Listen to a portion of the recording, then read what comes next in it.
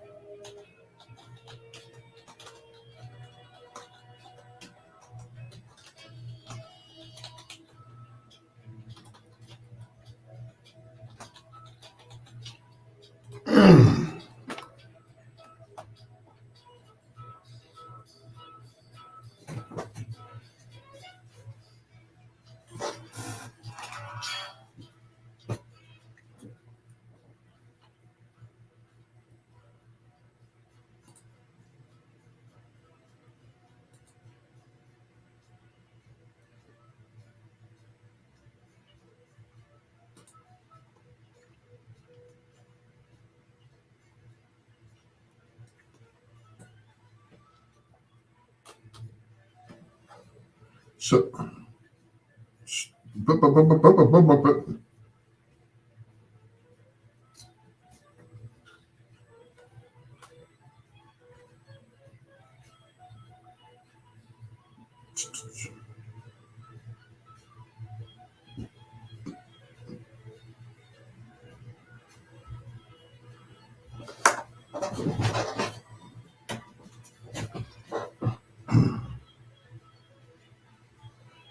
I think I think I'm ready now.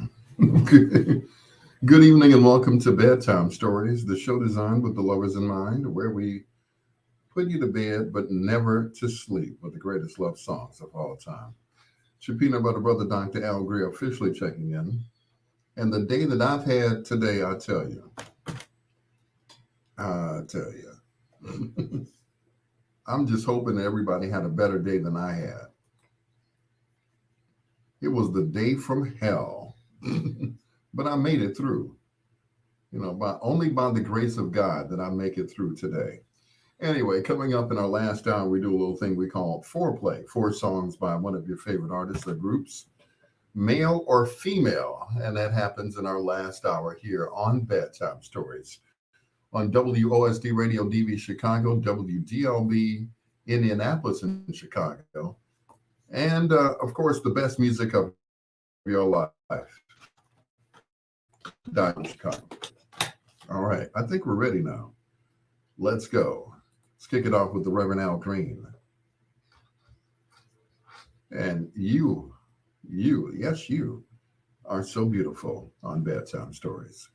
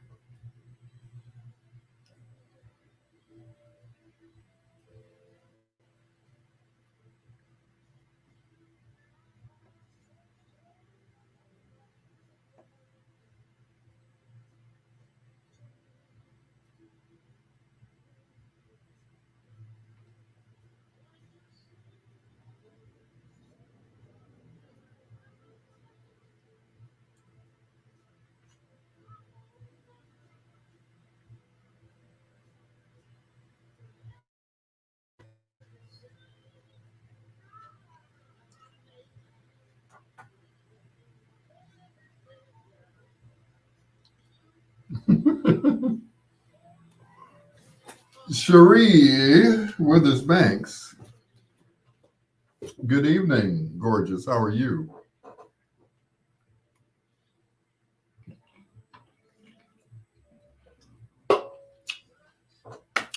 I have had the day from hell.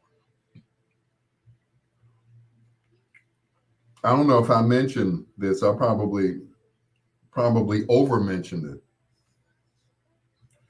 We only have how can I put it? Only two people working at the radio station, right? Two people. Everybody else comes in the evening. So between the hours of 6 a.m.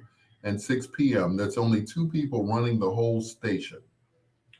Hey, Ronnie, and every now and then there's somebody else in there that, bops back and forth in there.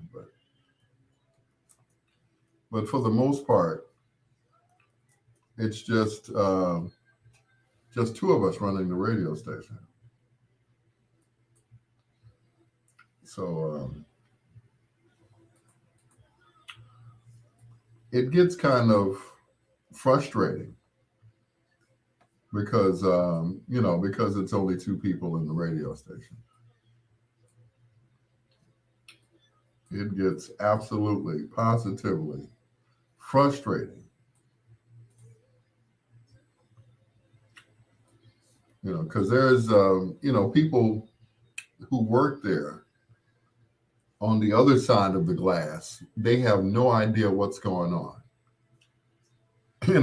It's like, okay, turn my mic on, and that's it. That's all they know is what we know on the other side of the glass.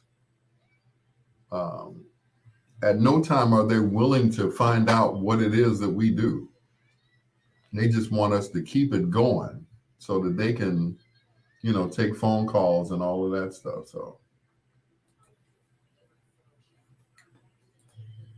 and that's it. It's like, okay, every now and then they should come on the other side of the glass and see how really frustrating it is to run.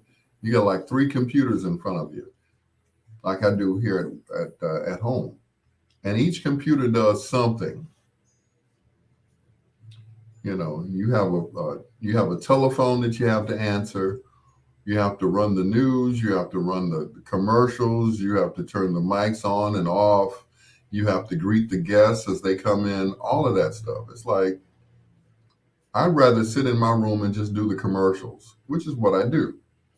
I didn't sign up for doing all of this stuff, this extra stuff. But the thing is, hey, it's a job. It could be worse. I could be sitting at home doing nothing. Well, that ain't gonna happen. Not with all this equipment sitting up here. Trust me, with all this stuff sitting up here, I'm gonna be doing somebody else's radio station, sitting here with my drawers on. I always say that. It's like, I want to do radio in my drawers. It's like you all can only see me from here on up, right? Yeah. Sometimes I just want to sit here in my drawers and do radio.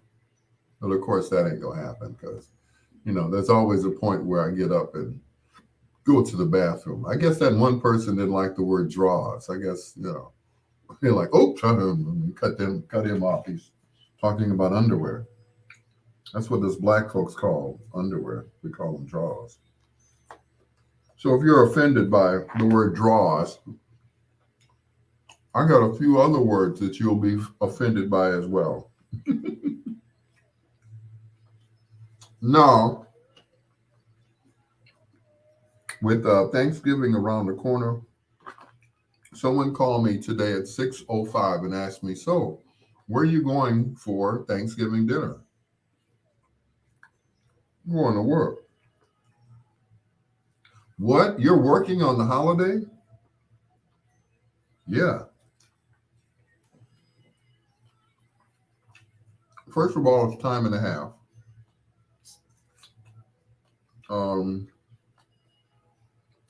Second of all, there is no one to take my place. Not that I'm that important, but there's no one to fill in for me at the radio station. The radio station is a 24-hour operation, 24/7, 365 days a year. And even when I'm not there, I'm running the station from here via TeamViewer.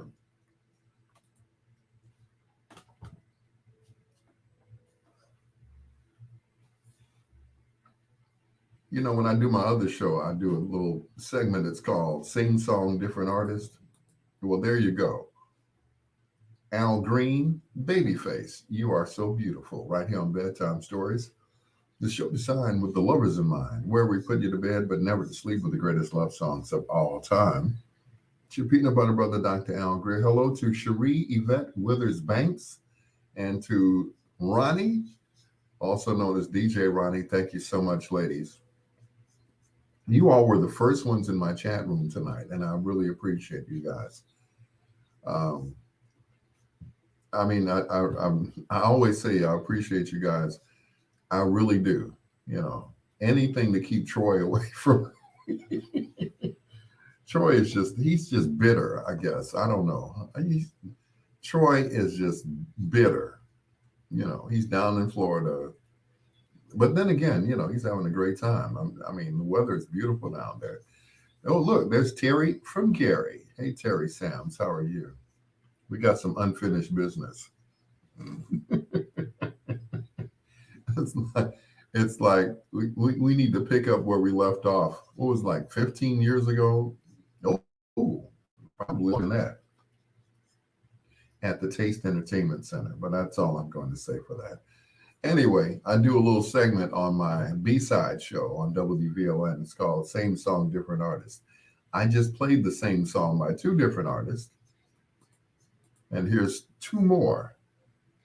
Here's the original done by Mr. Billy Preston, who is the co-writer of this song, along with Chicago's own Bruce Fisher. Here is You Are So Beautiful, once again, on Bedtime Stories.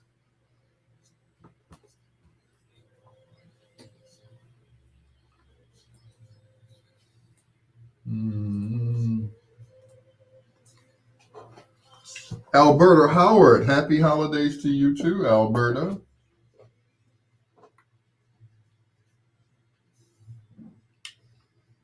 What's been going on? How long? So, I don't know if I told you guys last night, I blew a fuse in the house. So I'm in the kitchen. I got the microwave on, and I got two space heaters running.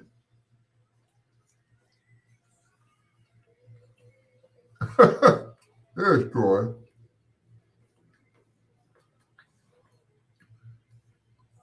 So, needless to say, with two space heaters on and a microwave, it blew out half of the house.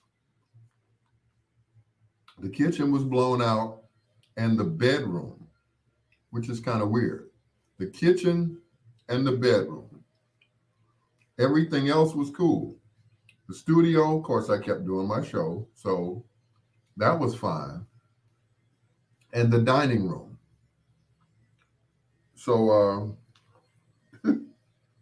almost had to go to bed cold last night. But I remembered that I'm so resourceful. I was a bone. That I have several extension cords. I mean, what do you expect? I'm a DJ, sound man, all that stuff. So I ran as if my electric was off. I ran cords all over the house. So it was two orange cords going, one to the bedroom, and where was the other one going? Yeah, one to the bedroom from the kitchen. So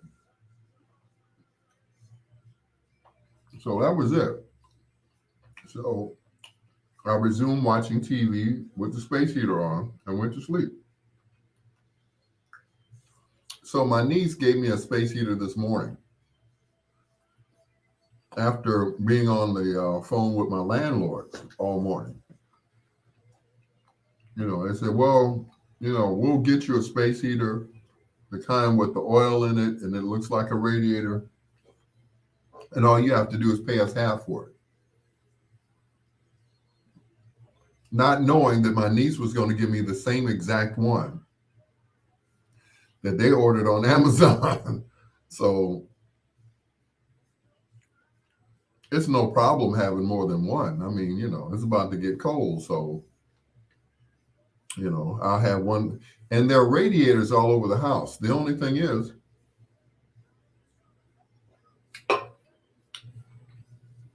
They haven't turned the heater on yet. Just call it the heater. All heaters are intended to warm a space. Well, a heater, okay. I know. I don't know why they call it space heaters. I'm like, okay, is it actually warming space? In my Dr. Spock voice, is it really warming space? June, surge protectors. I know, and that's just it, Ronnie. I've got like 4 or 5 long extension cords, 50 footers, 100 footers. I took at least 3 surge protectors from the station. They are metal, and that was the one that I used along with one of those, long extension cords that I had, the long, thick ones. And I ran it from, what was it? Not the kitchen. What room was it? Well, whatever. Thank you, Russell. Shake and bake. What's going on? So wherever I ran it from, oh, um, 2 of the plugs in the kitchen were still on. So the refrigerator didn't go out. And the stove, which, it's a gas stove, but there's no gas on. The only thing it's doing is keeping the time on it. So I used that and I ran it all around the house, all the way to the front of the house, and that was it. On one of those metal, not the little plastic ones that'll, melt on you and, catch your house on fire. I'm talking those metal ones. Now they got like 2 more at the radio station. They're metal, not those, ones that you get from, Walgreens, Walmart, wherever. These are metal. So I kept, I was like, okay. I kept feeling it. I was like, okay, it's cool. Okay. So I was cool. I went to bed. I was warm. Of course, I was under the blankets. They were talking about buying me some what did they say? Some heated blankets or something like that. I'm like, well, that's okay. Heated blankets are all right. But then in a cold room and you start sweating under the heated blankets, your pores become open. And then that's when tragedy strikes. That's when you get sick. So I'm like, So that's what I did. Woke up this morning. I texted him. I said, hey, I blew a fuse last night, and of course he hit the surge protector for everything. So all the clocks are, wacky, and everything, is set back to 12 o'clock, which is cool. But we're good.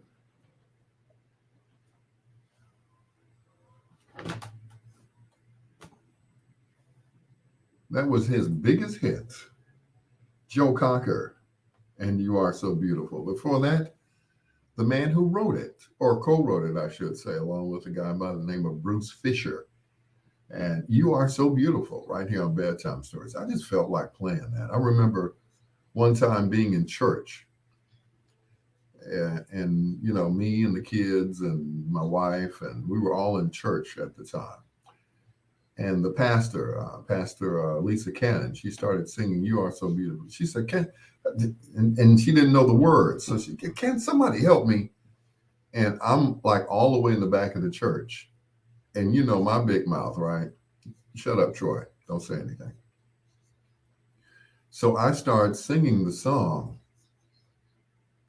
in the back of the church. My wife turns to me, and I bring her to the front. They hand me a mic. I'm like, oh, Lord, no. First of all, they didn't know that I couldn't sing. But that day, you couldn't have told me nothing. That day, I was hitting notes that I didn't know even existed in my throat. I turned into Luther. The next thing I know, I was in "You Are," ooh, and everybody was like, oh, he's singing to his woman. Go ahead. And she kicked me out anyway. And that's a true story. And I'm her Kent. And here's the Temptations. Hey girl, I like your style on Bedtime Stories was my godson Al Greer. It's Bedtime Stories, y'all.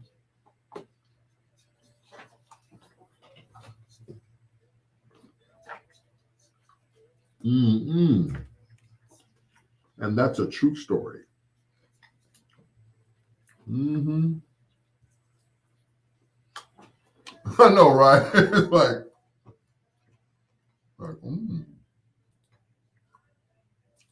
like you sound just like him.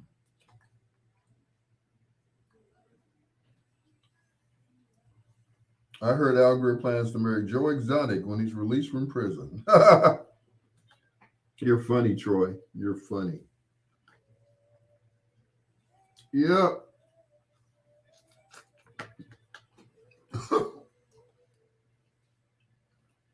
Mm-mm. I woke up this morning, right? And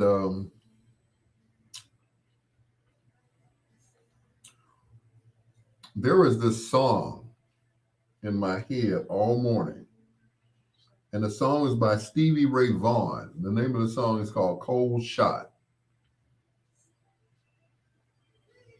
And that song just played through my head as I was getting dressed.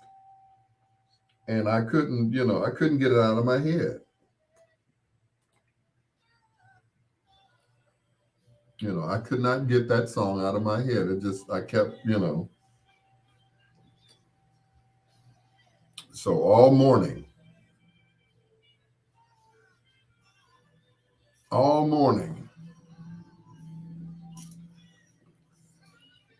until I got to work, and that song just played and played in my head.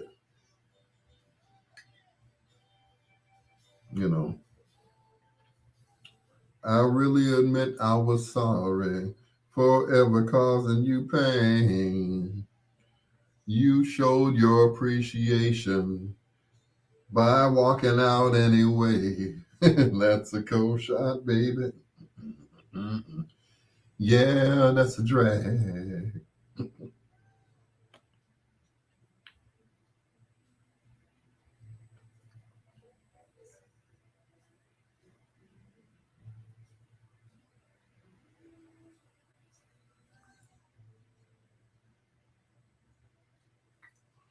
Yep. That must be terrible because Stevie Ray Vaughan is one of the suckiest sucks that ever sucked. Mm-mm. What? You don't like Stevie Ray Vaughan? Oh man. Really? Wow.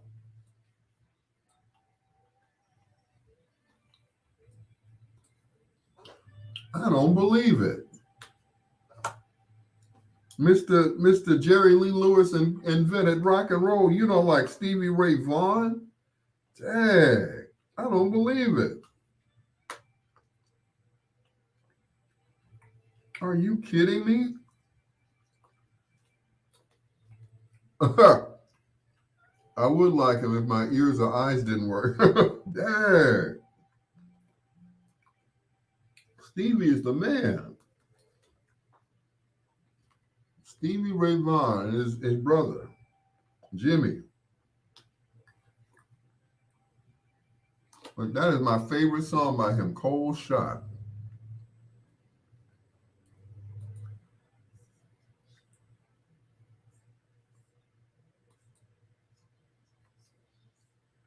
That is my absolute favorite song by him.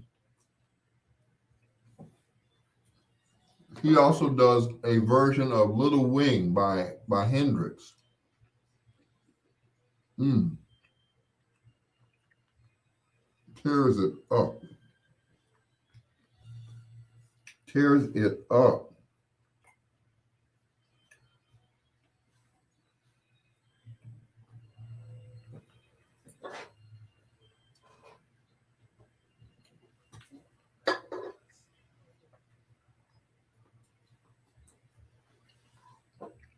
I mean, anybody who plays a guitar, who aspires to be a guitar player, you have got to listen to Hendrix. A lot of people didn't care for Hendrix. They did not like him for some strange reason. I remember Eric Clapton, he did a interview, and the guy who was interviewing him said, or asked him, he said, so how does it feel to be one of the best guitar players or the best guitar player in the world? Eric said, you got to ask Prince. I was like, my man, what's up, baby mama? Stop smacking. I can't help it. I can't help it.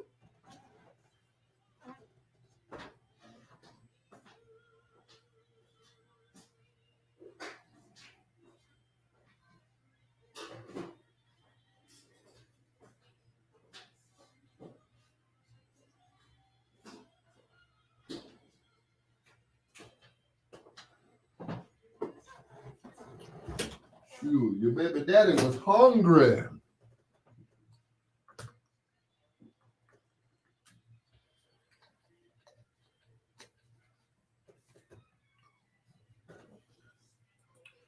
I was hungry.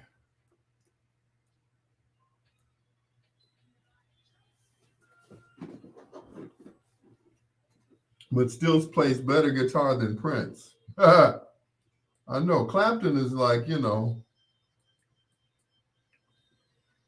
definitely the man. I gotta hand it to Clapton.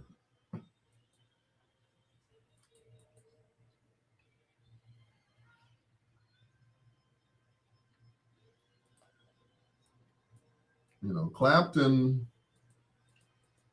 but when he said you gotta ask Prince, I was like, shut the front door. Hmm.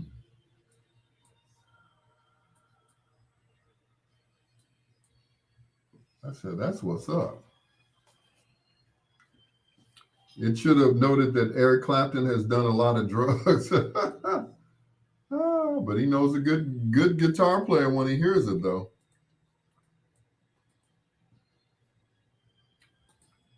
No matter how many drugs he did, he recognizes game, boy.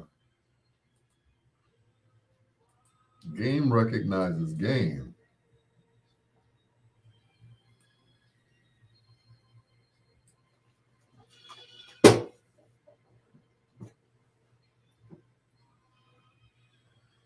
Because of who you are inside.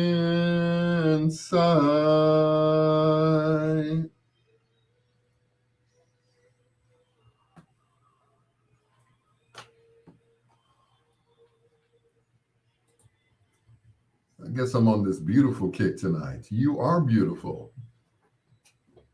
From the stylistics right here on Bedtime Stories with the peanut butter brother, Dr. Al Greer. Hello to my baby mama, Glow.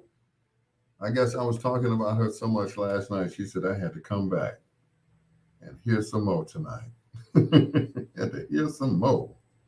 We had some good times together. I was like, when she wasn't bodyguarding me, we had some good times. I will admit, we had some good times. Anyway, it's your peanut butter brother, Dr. Al Greer. This is Bedtime Stories, the show designed with the lovers in mind. Now, where we put you to bed, but never to sleep with the greatest love songs of all time. Troy, what are you texting? B.B. King, John Lee Hooker, and Robert Johnson must be so glad that George Thorogood showed the world how to play the blues guitar. Ah. He is so backwards in his thinking, but that's okay. we we know who taught who how to play what, so that's all right. George Thorogood, yeah, Mister Dandana Dentan, bad to the bone, right? And of course, you forgot one person. You forgot Bo Diddley. He taught Bo Diddley how to play too. Bo Diddley was in his video. You got to give credit where credit is due, right? It's your peanut butter brother, Dr. Al Greer. Hello to Catherine. Hey, Catherine. All the way in Idaho. Or is it, yeah, is it one of those places? Iowa, my bad. Thinking about some potatoes. Hear the Temptations from the album For Lovers Only. It's bedtime stories for lovers only. For those who live in Iowa who listen to us, tell your friends about it, okay?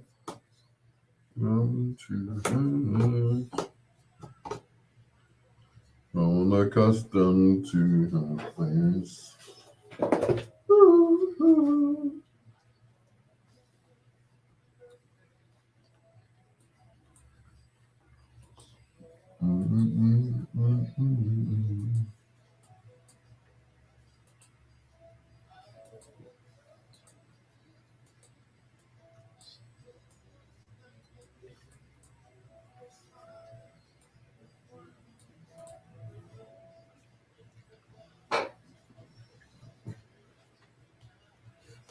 Second nature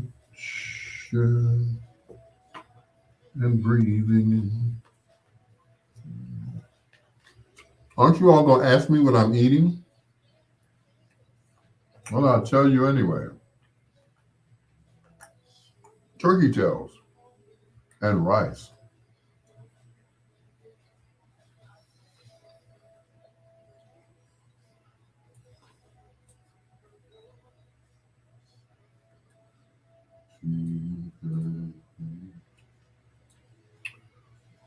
Shout out to Ira. I heard it recently acquired electricity.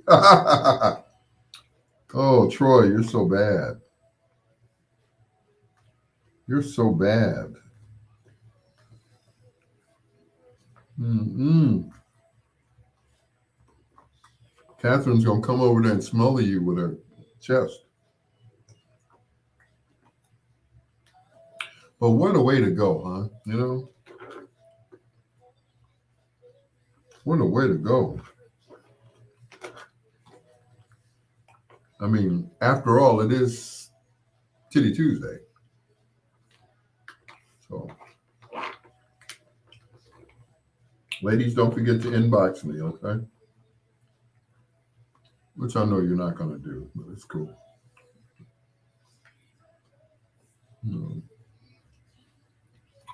Like you've never, I know, right? Like you've never heard that before. It is. You have Throwback Thursday, and then you have Wildin' Out Wednesday, and of course, Chico Bitties Tuesday. Sorry. I don't make the rules, okay?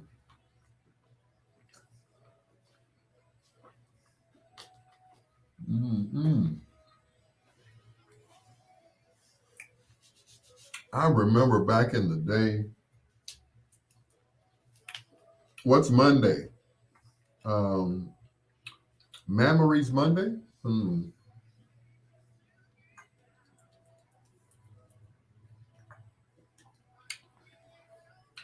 On a Motown Monday. It's a Motown Monday. Yeah.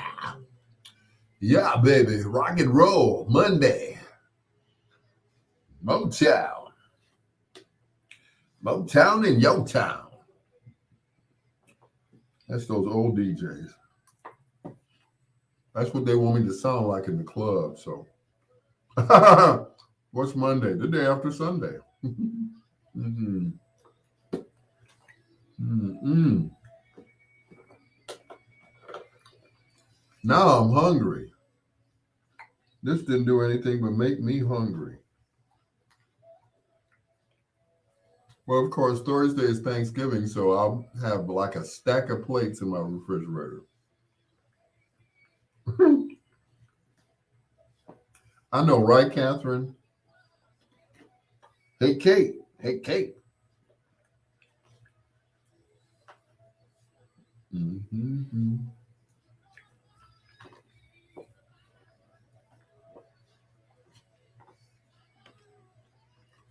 Mm. Now, turkey tails don't have much meat on them. but they're quite tasty. You know, turkey tails and catfish tails. They have a tremendous amount of fat on them, but they are totally delicious.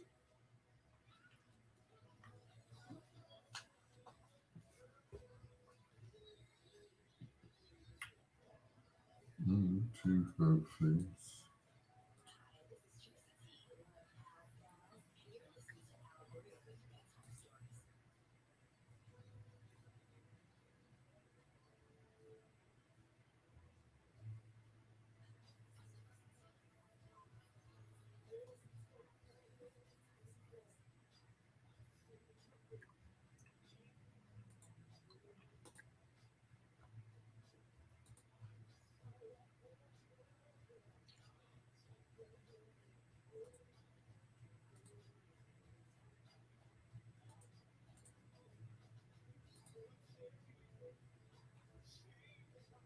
Going through.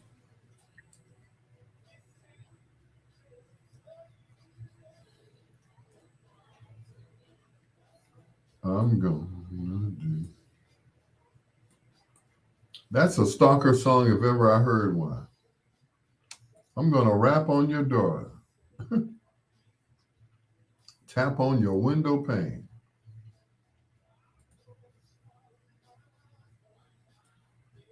I wanna tell you, baby. Hey, I only got 3 people? Wow. I tell you, that word draws really offended everyone. Barbara Murphy Dunn, Chiffon Miller, Terry from Gary. Mm-mm. I miss me some Terry from Gary. I sure do. When you playing I Saw Tiger? Oh, that's coming up in the 12 o'clock hour.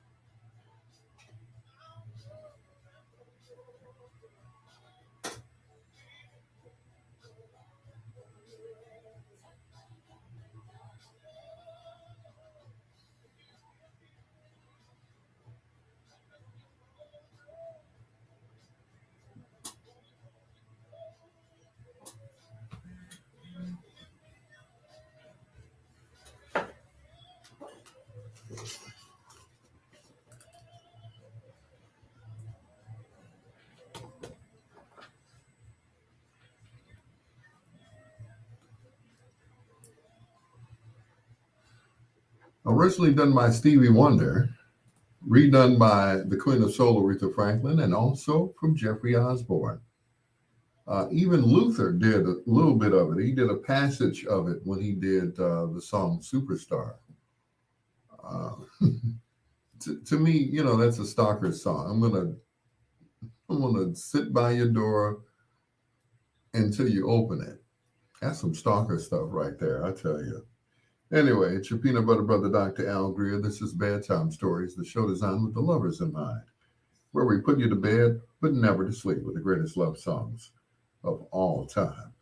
Happy birthday to Susan Burton, um, aka Susie Q.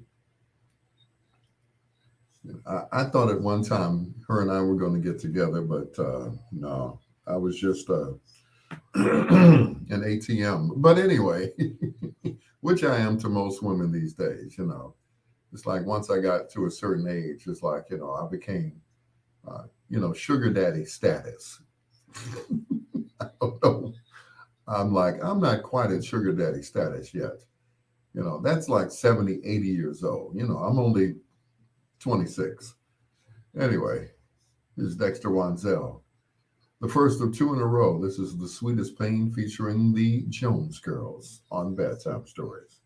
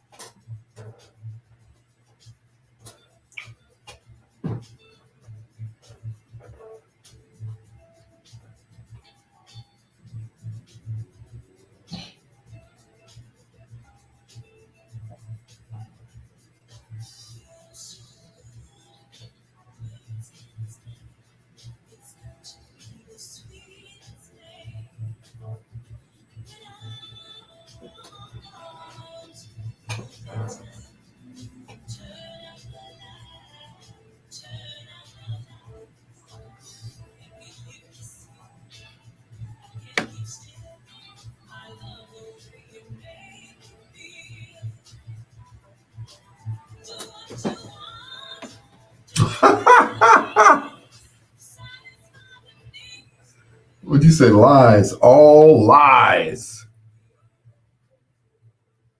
Mm-mm. Lies.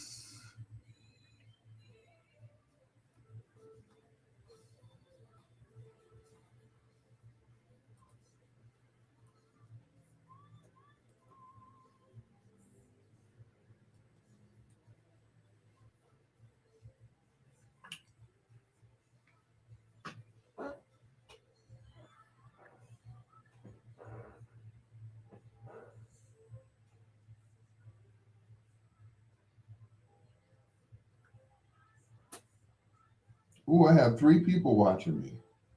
Oh my God. Oh my God.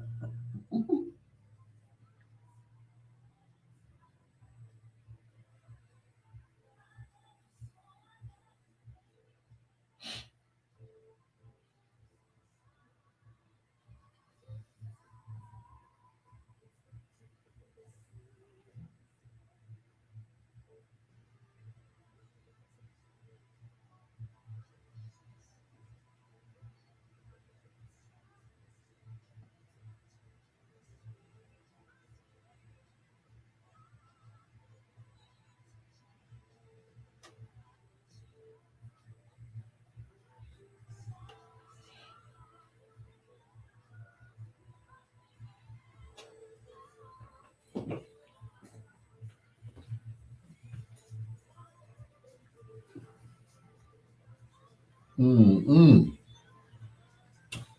You know what? After eating, now I'm hungry. And I ate, I had lunch, but the lunch was nothing more than leftovers from White Castle. And those were my fish nibblers, as they call them, or as other people call them, fish nipples. But anyway, oh, there goes two more people listening to me or watching me. But it's cool. You know, I'm kind of getting the hang of being by myself because, you know, I get to the point where I don't even care what I say anymore. I don't know what that's all about. But anyway, you know, it's just interesting. It's like some people say, oh, I don't even think about it. I'm like, you don't think about companionship? You don't think about being with somebody? Oh, I don't even think. I just watch my shows and watch my stories and, watch Maury and like, dang, dog.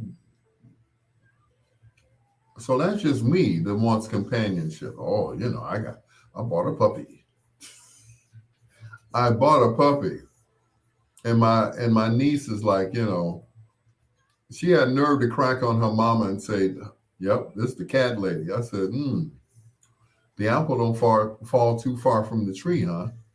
So if she's the cat lady, what are you, cat woman?" I'm like, I'm like, you are the cat lady woman, the daughter of cat lady woman. I'm like, really? Mm-mm-mm. You're gonna be in this building all by yourself. You're gonna fall asleep going up these steps. Oh, that's this Miss AJ. Oh, just throw a blanket over her. I'm like, so that's it? No, if I got to deal with any drama, I'm good all by myself. Ronnie, I hear you.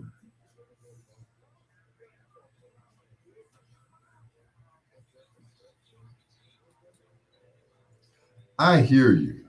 I really do. I I really hear you.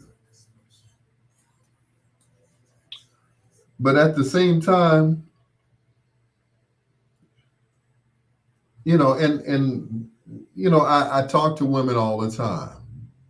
And I said, excuse me, I don't mean to pry, but you don't have no man and you cool with it? I'm like, what kind of question is that? I'm like, okay. Huey Lewis in the news, Morris Day in the Time. Oh God. Some women get offended when you ask them how come they don't have no man. And I get it. It's a choice. You know, Women choose not to have a man because, like you said, they don't want to put up with the drama. All of us don't have drama, though. Not all of us. Maybe half of us that you talk to, it seems like, you know, we got drama, but it's like not everybody has drama. Me, I'm like, it doesn't bother me anymore. It used to, like the other day, yesterday, I saw this couple. They sell aloe vera juice. This guy was telling me he had had a stroke, and he said, "Man, I was like this," and then he said aloe vera juice brought him back to life. Like and I want to believe that. I want to believe that aloe vera juice brought him back from having a stroke. And I'd like to think that maybe he just prayed and got back on a treadmill or a workout bike and just brought himself back that way. I I don't know of too many people. I know of one other person that came back from a stroke, and that was Richard Pegee. He was paralyzed on his left side and was left-handed. So that was like really bad. But you know, it was the look on his wife's face when he spoke. And I looked, I'm like, she was just, she's just watching him talk, and her eyes were just lighting up. I'm like, they still in love with each other. Because there's certain things he didn't want to say around her. But she was, and everybody's not comfortable with you when you talk about your past. Some people are like, if you mention that itch one more time, I'm kicking you out. I'm packing your clothes. You know, and sometimes, well, most of the time, we all have a past. We all have something you know, or someone that did it for us back in the day. You know, somebody asked me, it's like, what was the best sex you ever had? I was like, oh, well, and if you give out the wrong answer, you offend the person that you're next to or whatever.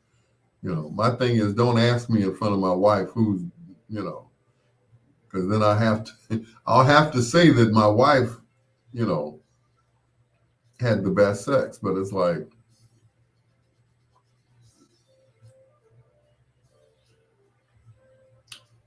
she's a close second. But anyway, I know it takes a, and somebody said that once.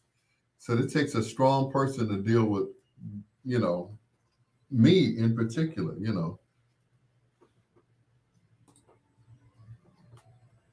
That song always brings me to tears. Dexter Wanzel and 1,000,000 Miles from the Ground here on Bedtime Stories with your peanut butter brother, Dr. Al Greer. And I guess we have a question of the night. I'm like, some women are satisfied with being by themselves. Ronnie says that, sometimes you just don't want to deal with the drama. Well, you women can be kind of dramatic at times as well as the guys. The guys bring the drama as well. I will admit, being a guy, every now and then I bring the drama. Every now and then, not often. But it's like some women, they they revel in drama. They like to be the focal point. They like to be they like to get all the attention while the guys get left in the dirt. It's like, okay, we're going to make it all about you, sweetheart. And Teddy Pendergrass put it well. Well, he didn't write the song, but, not 70-30, not 60-40, but a 50-50 love. I met a couple yesterday, and she looked at him while he was talking as if it was like, I'm going to get you when we get home. Like, oh my goodness. You know, and he just kept saying, my beautiful wife, my beautiful wife. And the more he said it, the more she blushed. I was like, oh my goodness. They're like, I said, how long you guys been married? He said, only 12 years. Only 12 years. And she said slyly, she's like, he wouldn't date me when we were in high school. I'm like, well, he made up for it, didn't he? I mean, they looked so cute together. I'm like, you all look like you should be standing on top of a cake or something, They just look so. I'm like, why can't I be like that with somebody? 12 years. Wow. Sounds familiar. Here's Ashford and Simpson on Bedtime Stories.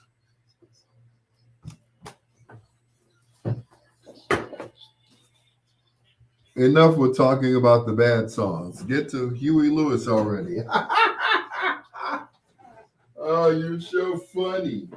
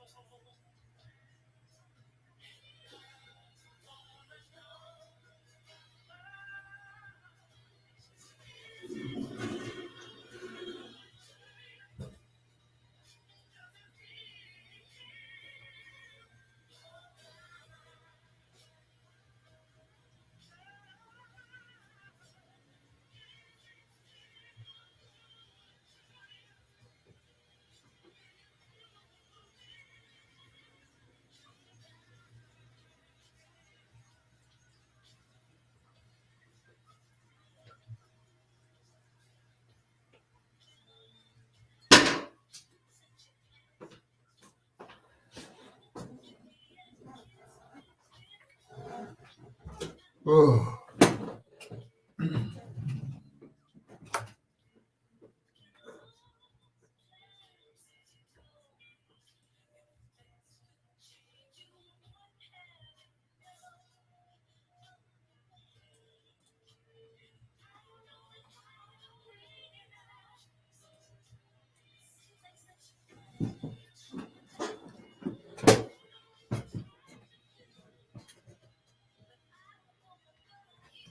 Ooh, it's the wall.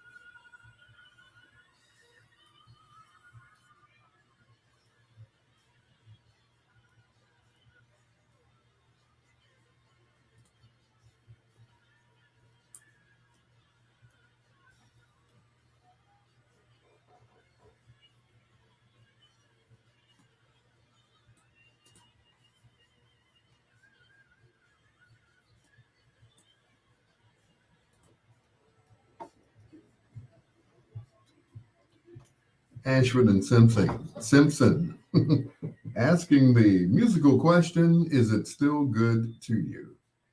At what point do you fall out of love with a person? Once again, I'm referring to this couple that I met yesterday who said they've been married 12 years, but they went to high school together. And he kept saying, I'm almost 60. I'm almost 60. I'm like, so they went to high school together you know, some time ago. Because, I'm almost 60 myself. And I'm like, I meant to ask them, I said, well, how come you didn't date in high school? And she just said, he didn't want me in high school. I said, well, hmm. Sometimes, we run into to certain people. And I know I know one young lady who went to school with a guy. They were in the band, they played, instruments. She played the flute, he played, I think, the saxophone or something like that. They didn't even date in high school. They took a picture with each other because they were in the band. And then something happened. A few years later, they reconnected. And then they got married. And then they had two children. But in high school, they were just, they were just there. And they've been married for, let's see, about maybe 12 years now. Or maybe not even that long.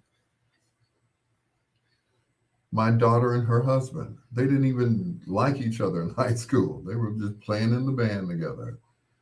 And the next thing you know, they got married. It's a wonderful thing. It's Bedtime Stories on WOSD Radio DB Chicago, WDLB Indianapolis in Chicago, and the best music of your life. It's your peanut butter brother, Dr. Al Greer. Time to do the Grubhub delivery dance.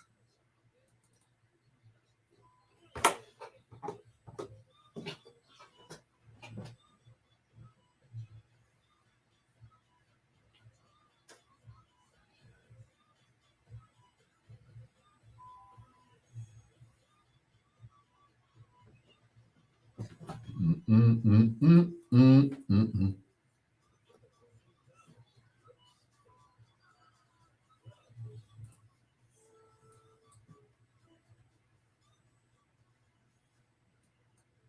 Mm, mm. Mm, mm, mm. Grubhub is a proud sponsor of Bedtime Stories. It is your peanut butter brother, Dr. Al Greer. This is, of course, Bedtime Stories, the show designed with the lovers in mind, where we put you to bed but never to sleep with the greatest love songs of all time. You know what? That I will be talking about that couple all night.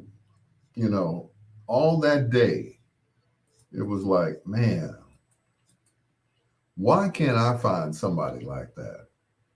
What am I doing wrong?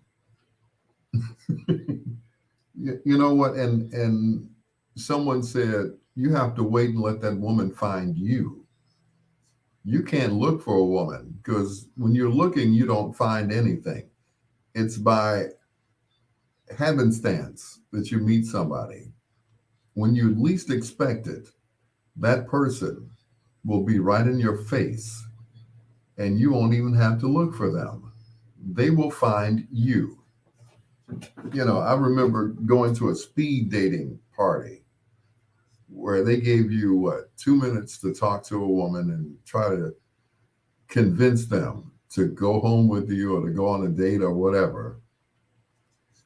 And they called me and asked me, bring, some guys, some single guys. I said, sure, So I found this one guy who was, DJ friend of mine, and I took him. And guess what? The same woman that I was looking at, he ended up marrying her. It was like I was invited. I invited him. He didn't even want to go. They've been married for years now. Speed dating. How about that? Please. I can't find nothing. Here's Herb Alpert.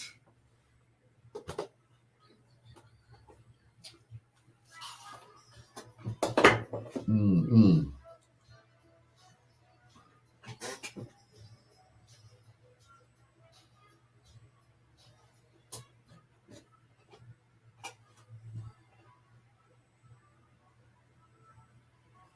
Mm-mm.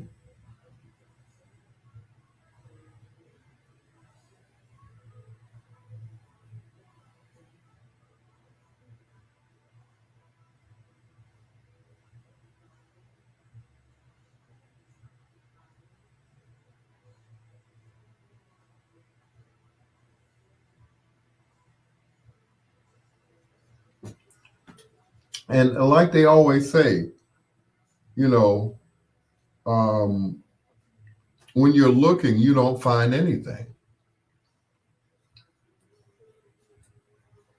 You know, they have to basically come to you, I guess. I'm like, okay, so that's it. So I will continue to wait. Just when I think I've found someone, it's like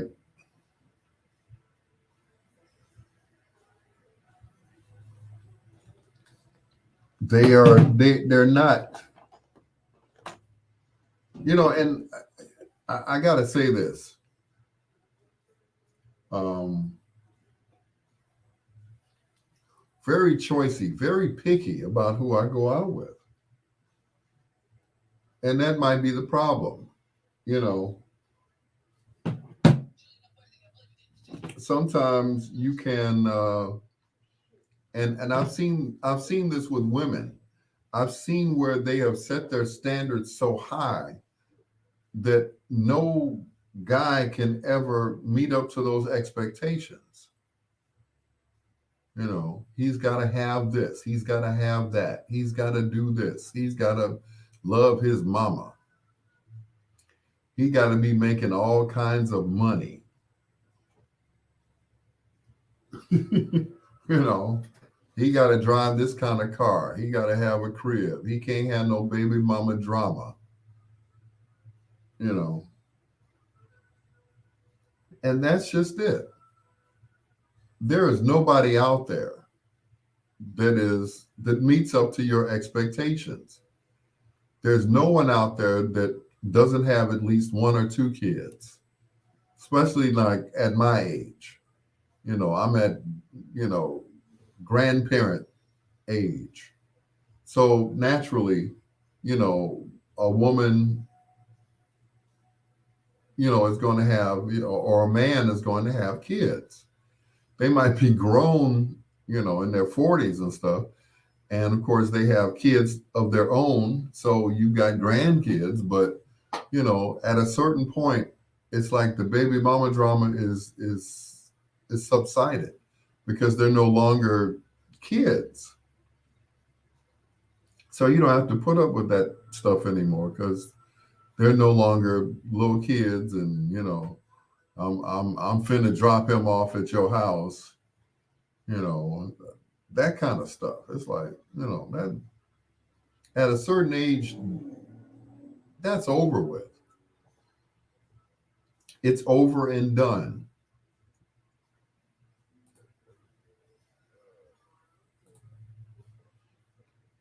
That's that stuff is dead.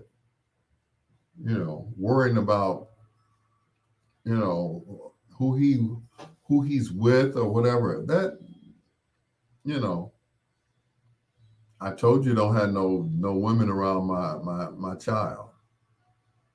You know, I remember when my son was young, Alonzo,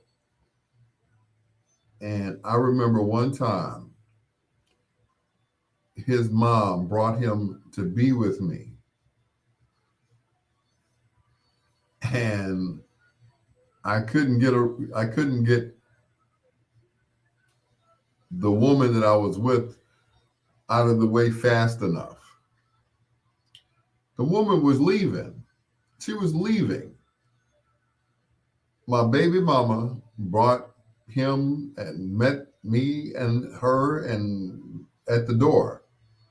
She said, I said, no women around my boy. And she grabbed him and turned around and walked away. I was like, so to this day, he doesn't remember any of that stuff. All he remembers is when I didn't show up, when I didn't do stuff, when I, wasn't around. But I wasn't around for a reason.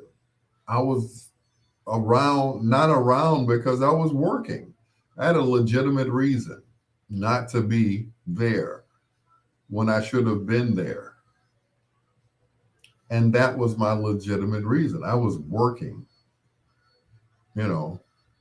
I paid child support all the way up until he was what, 17, 18 years old, you know. And that's just it. You know, I never shirked my responsibilities with my children, you know, with my daughter Larice. Her mother was like, if you're not coming to see her, don't tell her that you're coming. Just don't come. Just say, I'm not coming. Or don't tell her that you're coming and don't show up. Because she's standing at the window waiting for you to come. I was like, and I didn't believe it. I didn't believe it. I'm like, she probably won't remember it at all. But she used to wait on me. If I was going to come over, and this was usually on a Sunday, because on Sundays she stayed with her grandmother because her mother worked in the city. And so she would drop her off at grandma's house, at Grand's house. So I thought the baby mama was lying. I asked the grandmother. She said, mm-hmm. She said, don't do that to that girl. I was like, oh, okay.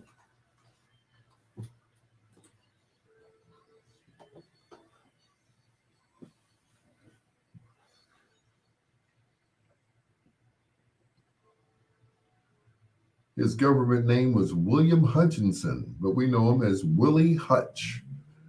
That's from the soundtrack of the Mac. And I Choose You, right here on Bedtime Stories with your peanut butter brother, Dr. Al Greer. Like I was saying off the air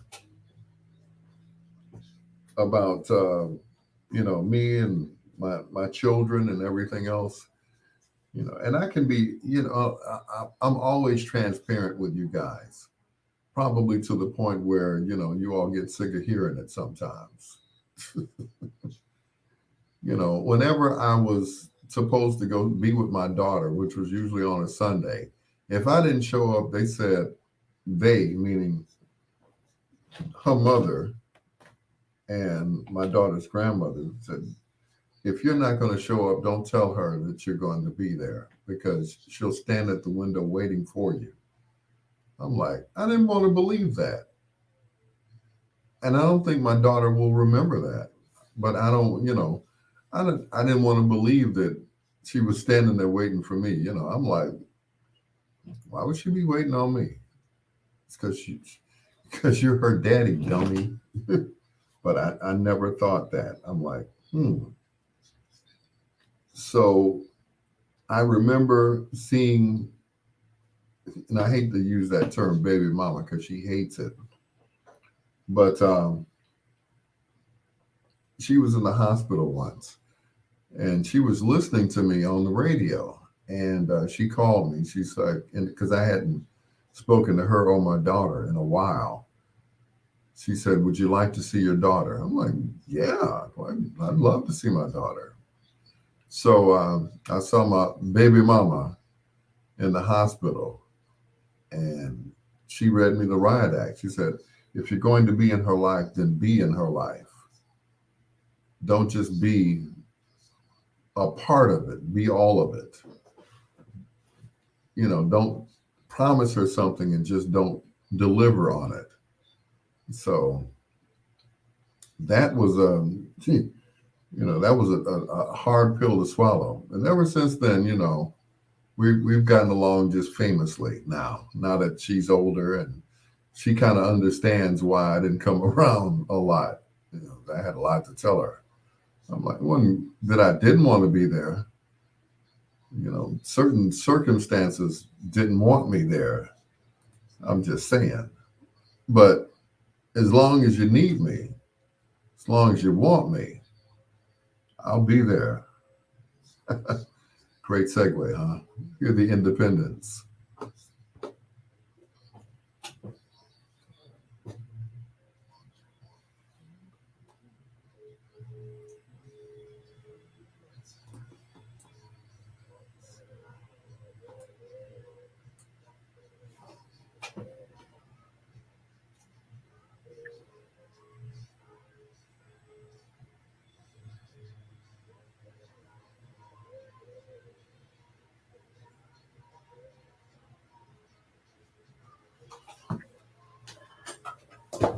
I'll be somewhere around.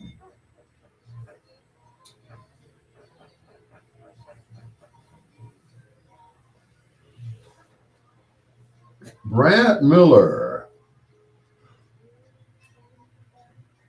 WLS.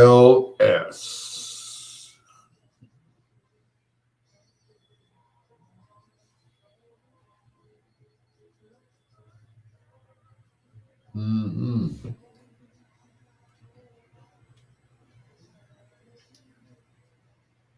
So, what's the weather going to be for Thanksgiving? That's all I want to know. That's all I want to know.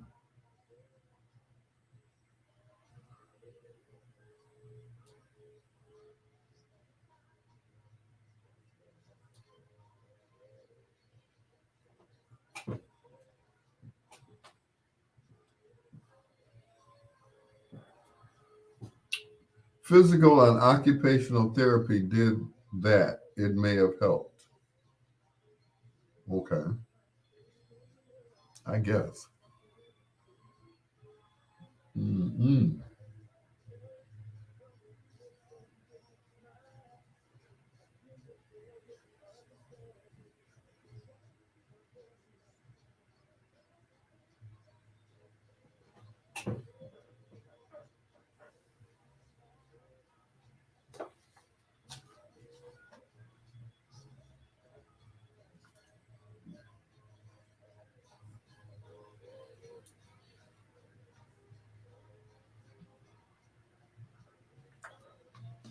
Ooh, 56 degrees tomorrow? Good Lord. Ooh, that means we're going to have a super bad winter, boy. It's going to be, woo.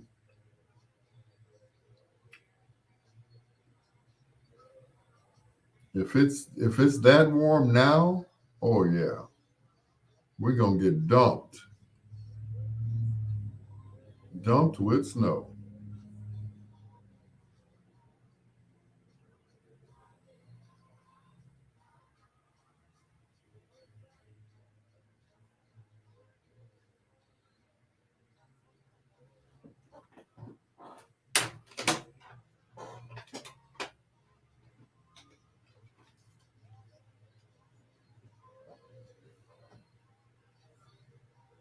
Mm-mm.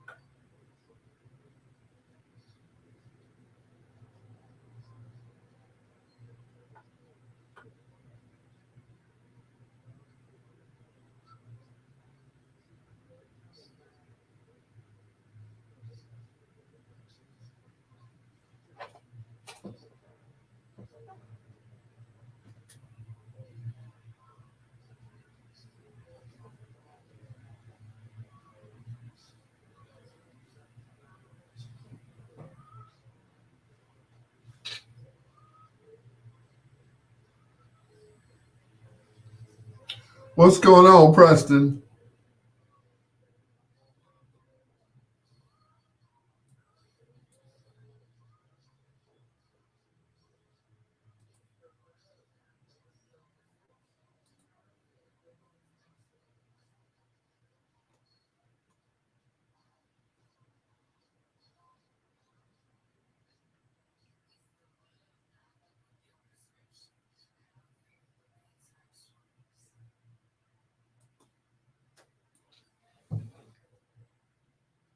LA Fitness. Yeah, that's what's up. Got to get it in before Turkey Day, right?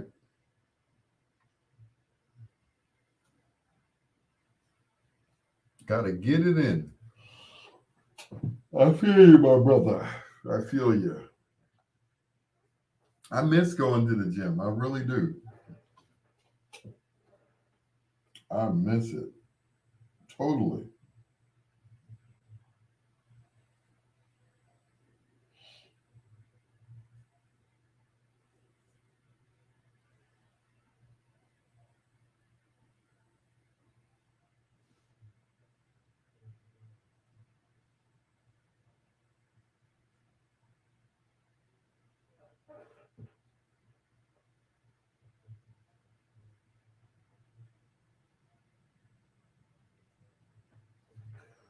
Well, hello there, stranger. How are you? Queen Janine on the scene. We have missed you. Thank you for joining. Gym is open Thursday from 8 a.m. till noon. Is that a hint, Preston? Is that a hint?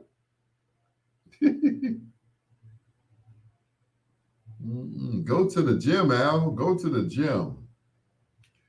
Well, I've been wearing my man girdle or my myrtle to hold in my gut. because New Year's Eve I got this tuxedo that I want to put on, and I got to be slim to wear it.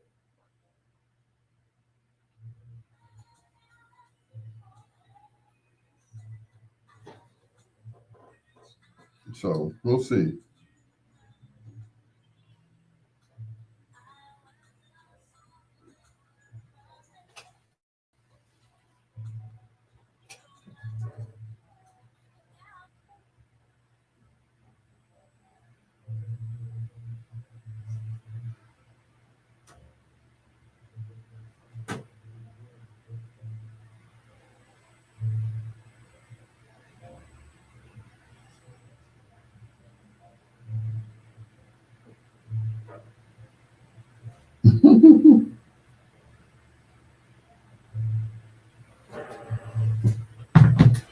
You wouldn't believe I have this damn COVID. I just got my COVID and flu vaccine 2 weeks ago.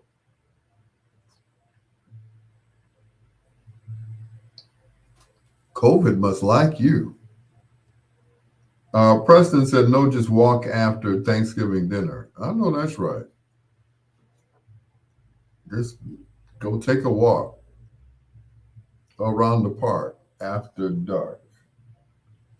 I hear you, my brother. I hear you. I hear you. Where I'm going to walk, I don't know. I live in Inglewood. That could be dangerous. Mm-mm.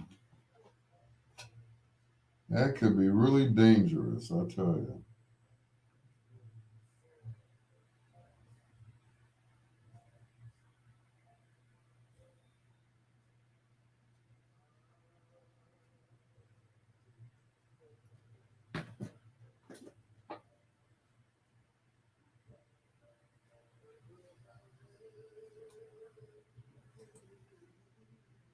Doing much better, getting back on my feet. All right. You know, I want to think that I had COVID and I got over it, or maybe I just didn't get it. I remember I got the two vaccines, the Pfizer's. I never did go back to get the booster. You know, God is always good. Yeah. Michael Jackson should have come up with his own dance moves instead of stealing from Rick Ashley. I don't think Rick Ashley had any dance moves at all. So, but anyway, yeah, but I don't think I got the COVID vax, the COVID-19, anything. Everybody else. And I probably have one of the weakest immune systems ever. Mine is like, I did it all, including shingles. Dang. Woo, girl. Mm-mm. Yeah, you stay over there. It's like, you stay right where you are, sweetheart. That just sounds like too much. Shingles, everything. Good Lord. Mm-mm. That's too much. Mm-mm. That's mm.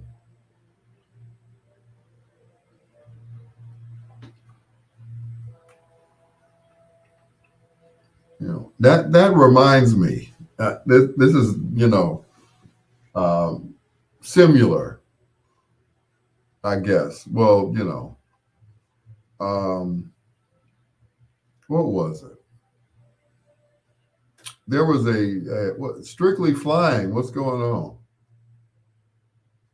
Uh,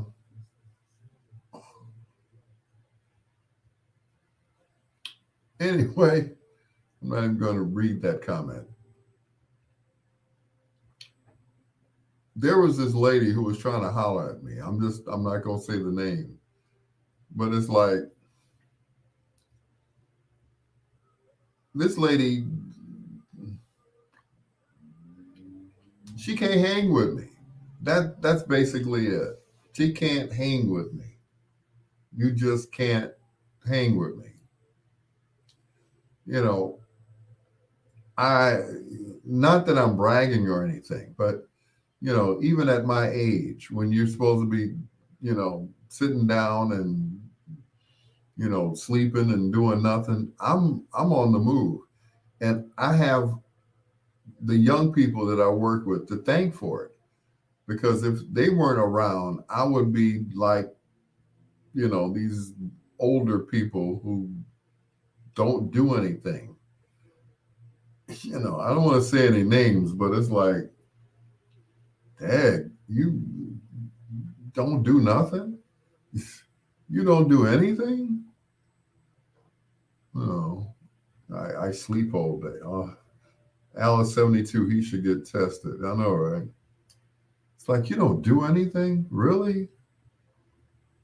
Thank you, Preston. Help me out, man. Like, you just sit at home.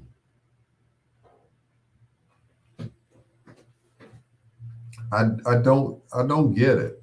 It's like, if you remain active, then you stay active, right, Preston? No matter what age you're at. If you stay active, then you're active. If you're around young people, then you tend to act like them. I mean, not immature like them, but it's like, the vernacular, the slang that they use. And I believe if you hang around older people, then you tend to mimic them. You know, I'm not ready to go outside and play no checkers with my neighbors. I'm not ready to say, "Ooh, oh, my bones are aching. It's gonna rain or it's gonna snow." So that's my thing. If you stay active, then you shouldn't have any problems.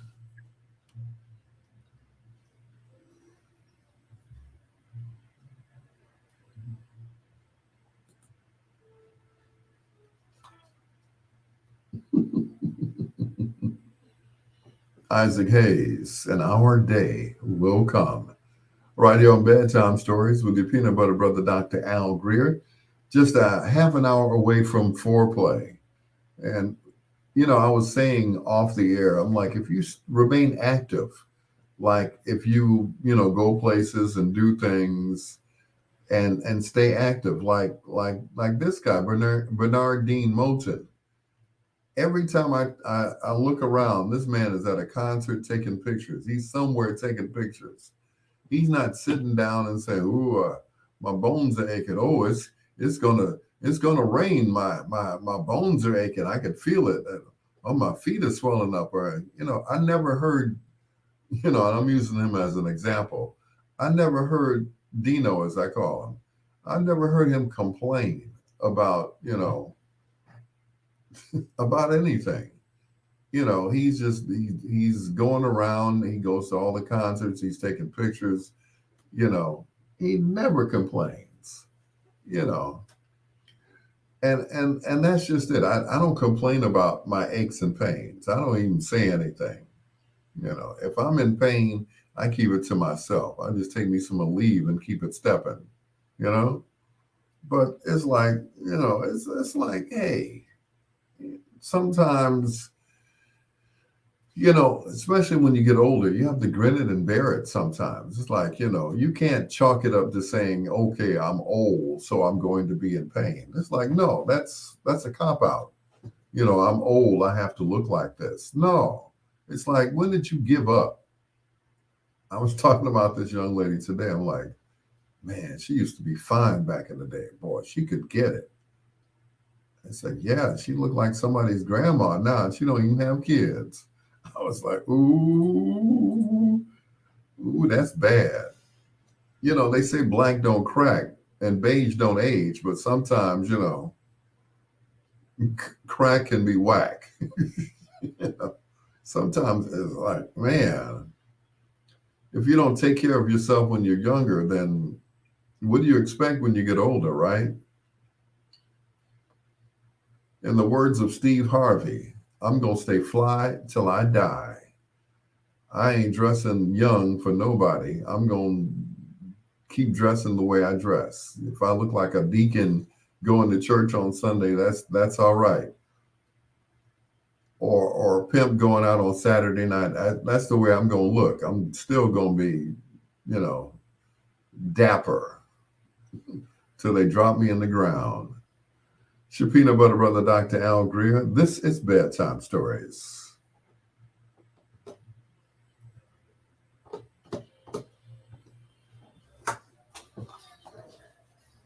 And I hate to say this. Hey, Kanisha, younger people will get your juices flowing, and you will always have you on your feet, and that's true, Kanisha. That is so true. That is so true. Preston said a lot of pain with aging is chronic inflammation, and that's only if you sit down. Janine said if you sit around and let the cracks jump on you, then yeah, you'll be cracked. And she's absolutely right. Hey, Kanisha, she's absolutely right. If you sit down, then if you stay down long enough, then you can't get back up. So stay busy. You know, I have a couple of friends who have retired, one from the post office and one from CTA. It's like, bruh, one of them, I'm not going to say his name. I said, you should be a whiz at this computer now because you ain't got else to do. You should know this computer inside and out. You should be able to type stuff in and don't even think about it. Hey man, can you help me? No, I can't help you. You know, put put the remote down and pick up the computer. I'm just saying. Preston says poor diets will cause health issues. You're absolutely right, man. You're absolutely right, Preston. You know, years ago I stopped eating pork. My first wife, God bless her, we used to stay up in Barbara Ann's on 75th Street, on 75th and Cottage. You know, I'd be like, okay, I'm getting off work. What would you like? What would you like? A turkey burger, Subway, or do you want Barbara Ann's? Barbara Ann's won out every time over the turkey burger and the Subway salad. I'm like, good grief. And you know, I didn't want to go one place and then go to another place and then go to this place. So, you know, what I did was I would get enough for both of us. So I would get a large tip cut small, rib tips. That's what she wanted. So I ate with her. Well, guess what? When I got married to the next wife, she was like, ain't no pork in here. Mm-mm. I don't eat bacon. I don't eat sausage. I'm like, and I ain't missed it. I have not missed eating pork chops, sausage, bacon. I'm lying. I miss it. I miss it. But, you know, it takes Muslims to talk about pork. You know, it's a filthy animal. It has no sweat glands. And, you know, I'm like, okay. Right. Barbecue and hot lake combo. Oh, my goodness. Sounds good about now. But it's like, I, I would lie if I said I missed it. You know, I would tear up some chitlins right now, boy, like it wasn't like they were going out of style.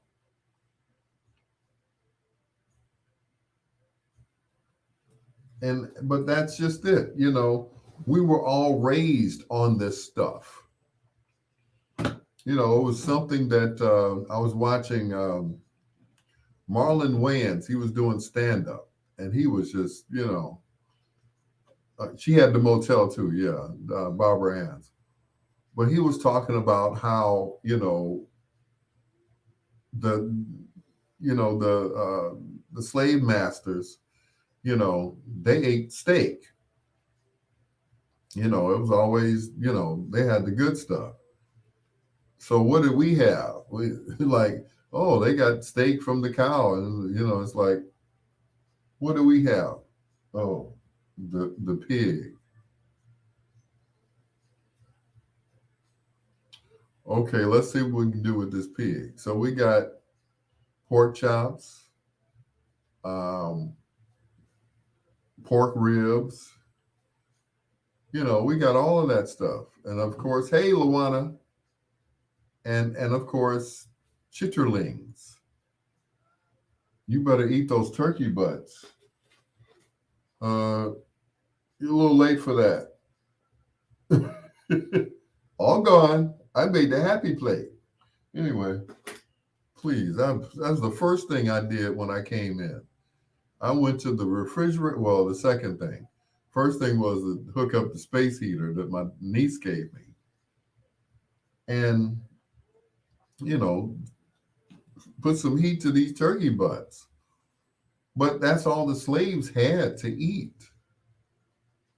They're like, oh, that big old cow out there. It's like, oh, all right, let's see what we can do with you.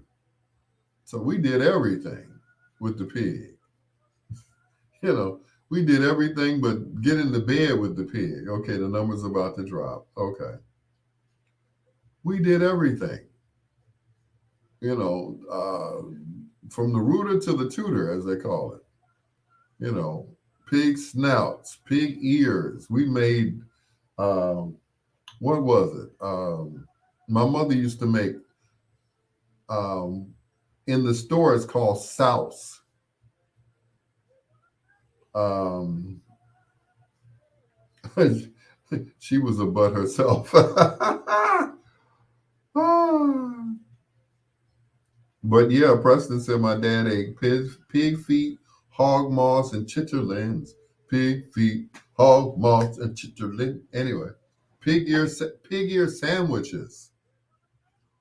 We took it to another level. They were like, "Hey, what y'all eating? Wait a minute. Well, okay, all right, black folks, all right, hey, yeah, we."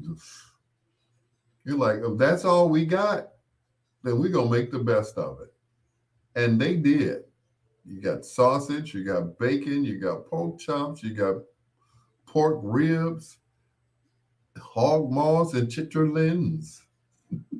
Hot, hot hair cheese. My mother used to make it. She would get all the ingredients, which was nothing but pig ears and all of that stuff. And she would grind it up in the blender. And she would lay it out, and she put the whatever that stuff was, the gel, the vinegar gel, and it would just, and she'll put the pans in the refrigerator, and they would, gel up. And Kanisha, people will come by the crib, and they pay $10 a pan for that stuff. I'm like, what is where you could just go get it in the store, right? Mom made it at the crib. they they she was taking orders like, okay, or two pans, okay, $10 a piece, that's $20, okay. They call the house. Maida, did you make the hog head cheese yet? I got it. They be stacked up in the refrigerator. I'm like, they like this stuff? She said, don't knock it till you try it. My daddy didn't eat that stuff. He was like, I'm not eating that. He eat a pork chop, but that was it. Chitlins, forget about it. Maybe bacon, yeah. But he said, I'm not eating all that country. I'm like, dang. So I'm taking you like the turkey butts and rice. Liked it, please. I told you when I came in, I did two things. Well, actually three. take my coat off, put the space heater in the bedroom, and warm up the turkey butts and rice, and come in here in the studio and start the show. Yes, I like the turkey butts and rice, and that's it. Yeah, it was great. It was delicious. You know, but now normally, I don't get that because for one thing, I don't cook. Even if I did, um, I don't have gas. I had to go out and buy an electric stove. I don't have any gas. And they said, gas is the best way to cook. I'm like, well, one of these days, when I get enough money, I'm going to have the gas cut back on. But until then, yeah.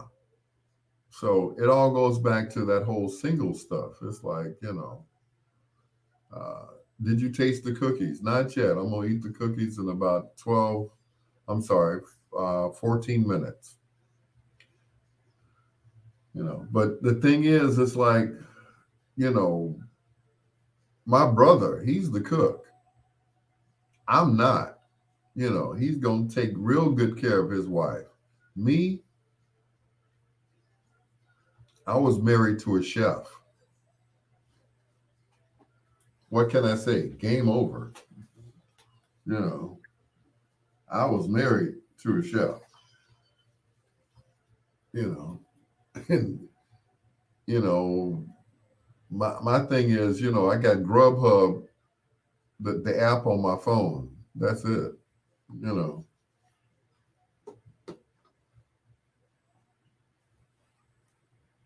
there was a young lady who used to ask me to play that song. She used to listen to me back in the day. Uh, Latasha, yeah. I don't know what happened to her. She used to listen to me all the time. She would call and say, hey, play my maze for me. Play my Frankie Beverly and Maze. And I would play it. And that's it. And she just cut me loose, I guess. I don't know. It happens sometimes. To Peanut Butter Brother Dr. Al Greer. Hello to Kenesha Fox, Preston Shanks, and Queen Janine Lee Jefferson. Thank you so much. Um, and thank you to Kenesha for the turkey butts and rice. I didn't eat it for lunch today because I knew if I ate something like that for lunch, that I would be like I am now, sleepy. But anyway, I would be knocked out at work.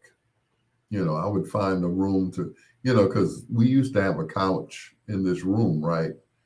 And our boss said, get rid of that couch. I ordered a new couch for you guys. I'm like, okay. The couch is coming on Wednesday. So we took the other couch and put it outside. Well, it's been sitting out there for almost a week now. And I'm like, oh, that was the worst thing we could have done. We could have put that couch somewhere else or somebody could have taken it home with them. But it's been sitting outside. So the elements have gotten to it, you know. And need I say that we're downtown. So, the super rats then got to it. I'm like, man, we could be on that couch right now. Because usually, if I had a gig downtown or something like that, or if I had to be around the corner at the at Williams and Pizza on Friday or Saturday, I would come in and I would nap on that couch. And that couch is sitting outside. We have not gotten a new couch since. It's on its way. What, from China? Good Lord. And that couch is still sitting outside. I'm so pissed. So is everybody who used to sleep on that couch, too.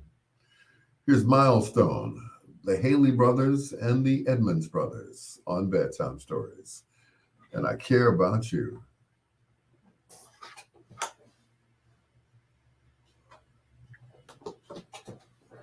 For me, like I care about you.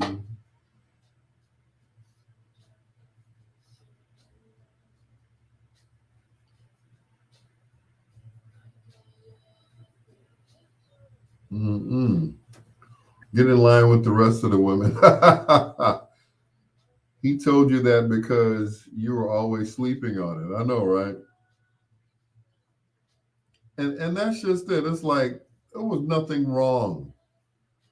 Salt pork with biscuits and with that thick syrup, not the alga syrup. Woo! My granddaddy, may he rest in peace. He loved that alga syrup. You know, he's from Mississippi, so you know that's all they ate. My grandmother would make biscuits. I always have dreams about the house that we grew up in on 47th and Champlain. And I always remember that my grandmother would fix my grandfather's plate.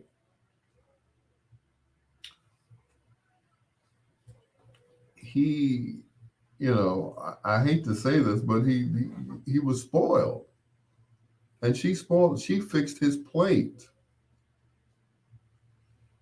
My mother, in turn, fixed my daddy's plate. She would say, Lonnie, your plate is ready. Oh, I'll get it. Okay. And I never understood that. I'm like, how come his ass couldn't get up and make his own plate? But that's how the women were in my family. They would make their men's plates. They would sit there and wait. And one by one, the wives would bring their plates, you know, bring the plates to the husbands. That doesn't happen anymore. You know, that's not spoiled. That's what a woman does for a real man. But but Ronnie, I never understood that until I got older. I'm like, my grandfather would sit at the kitchen table and he'd sit there like, well, not like that, but he would sit there patiently waiting for her to fix his plate. My family women still do that in 2022. What am I missing then? What am I missing? I, you know, I don't get that. You know, now when I was with my wife, the second one, of course, it was always here, taste this. Here, taste this. You want some of this? And she would fix me a plate. I was like, I'd be sitting downstairs in the man cave, either on the air or sitting in the man cave watching TV. And she'd bring my food to me. I was like, I couldn't believe it. I could not believe it. I'm like, wow, is this what a real woman does for a real man? And that's it. Like that, like in that movie, when Harry met Sally, it's like, I'll have what she's having. I'll have what he's having. Please, you have women fixing your plates.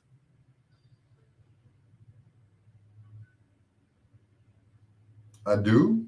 Who? Where are they? This is the only plate that I have right now.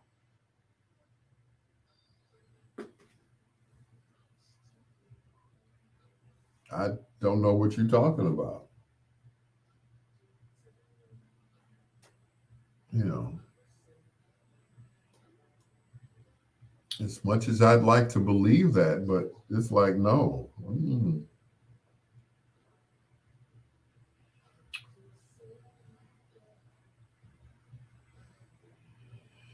Please, you have women fixing your plates. Where are, you know, and I get that all the time. It's like, well, why don't your wife do that? Where's your wife? I'm like, Where do you get your information from? This lady did some investigative reporting and pulled up a video of me and my wife out a couple of years ago at a place. The DJ was playing independent. Uh, uh, she's got her own thing. Da, da, da, da, da. You know, I'm like, and this song is playing. I took a video of her. This was like years ago, and this lady pulled up this video. Peace with you, Janine Queen.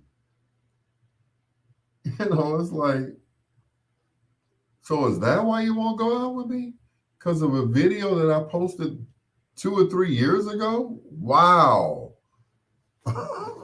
you really, you were really bored. All you had to do was say, well, I'm just not going to go out with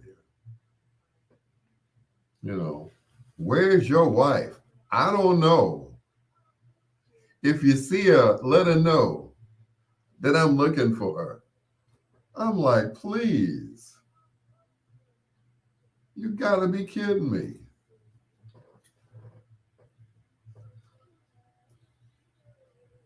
I mean, just adamant about it. Like, I don't have a wife. I'm sorry. It says here on Facebook that you're married. So you believe everything you see on social media, huh? Okay. Bet.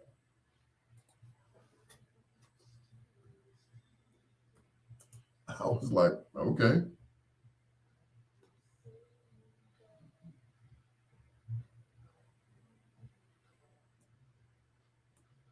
If you say so. Just say you don't want to go out with me. You know, I'm not wasting my time with you. Okay.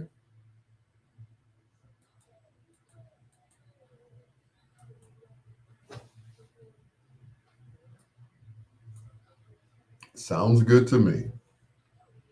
Enjoy yourself. I asked this young lady on, I think it was Saturday. I said, so when are we going to breakfast? Can we go to breakfast on Saturday? Maybe. Maybe. Wow.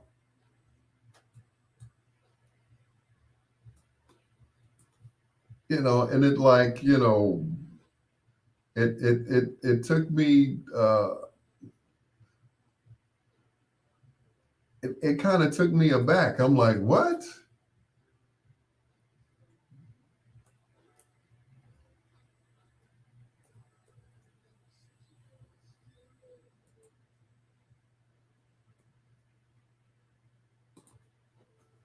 You know, I I thought that turning down stuff had ended, in the 80s. Like, okay.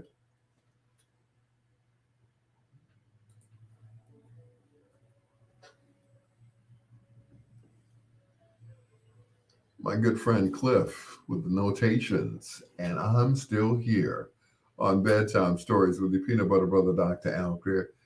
I thought I was on the best music of your life tonight, but obviously Ray Neal went to sleep on me.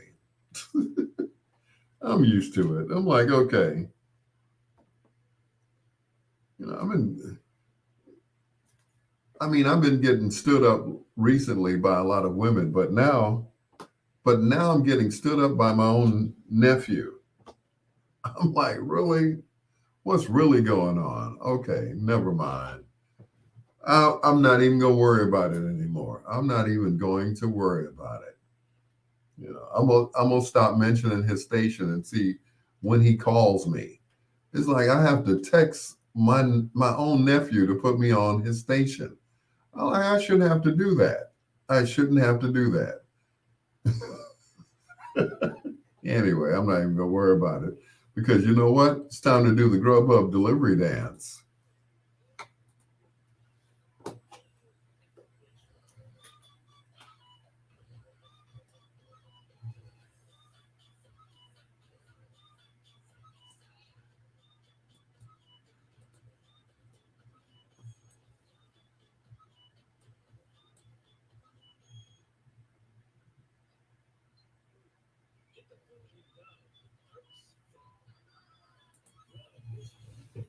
It's your peanut.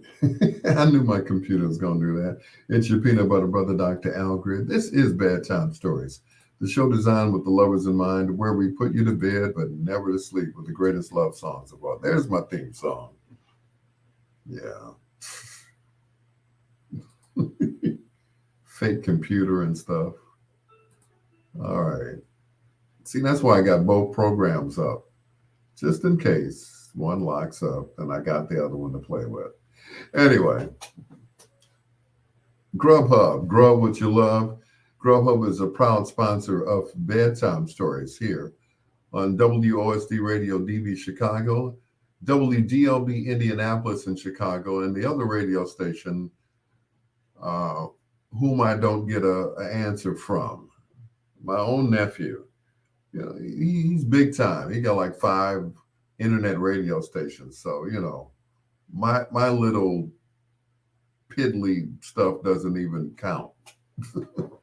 I'm like, what happened? Man, I used to be popular back in the day. I don't know what happened. I asked somebody to go out with me and they say maybe. I'm like, maybe. You know, that's when my ego kicks in, right? My ego kicks in. It's like, did you say maybe to me? I bet if it was, you know,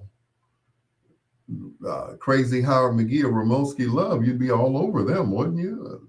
I guess because I'm old, you know.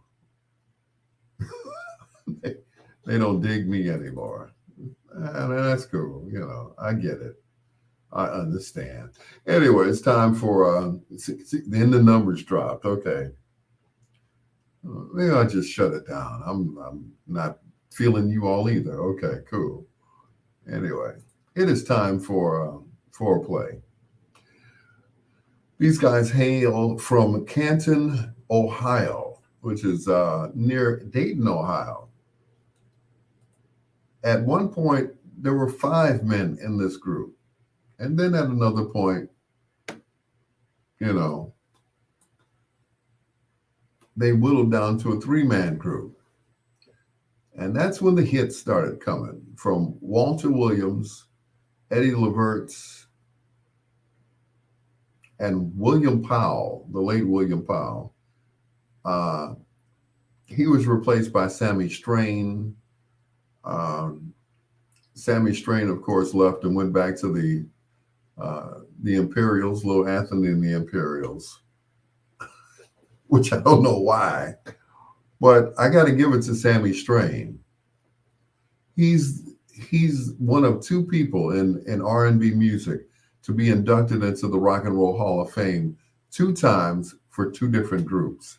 So I got to say he wasn't all the way out of his mind. It's like, you went back to Little Anthony and the Imperials, really? What was you thinking? Anyway.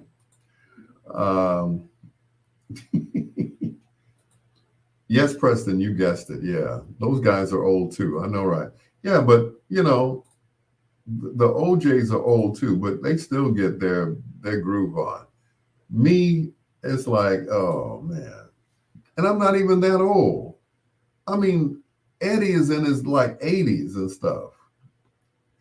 Anyway, it's time for foreplay with the OJs on Bedtime Stories with your peanut butter brother, Dr. Al Greer.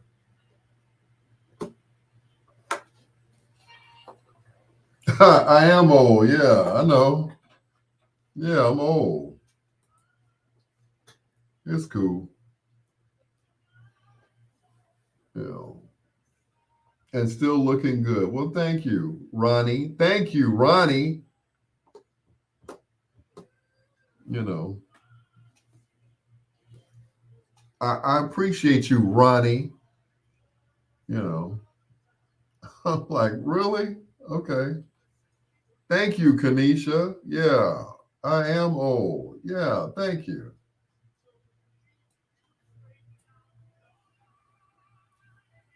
Mm-mm. Always a hater in the bunch. You are old. Yes, I am old. Oh, you were talking. Oh, you were talking about Eddie Levert. Oh, thank you, Ronnie. I would say something, but this is a family show. And I was up to 9 people at one point until I started ranting and raving. You know,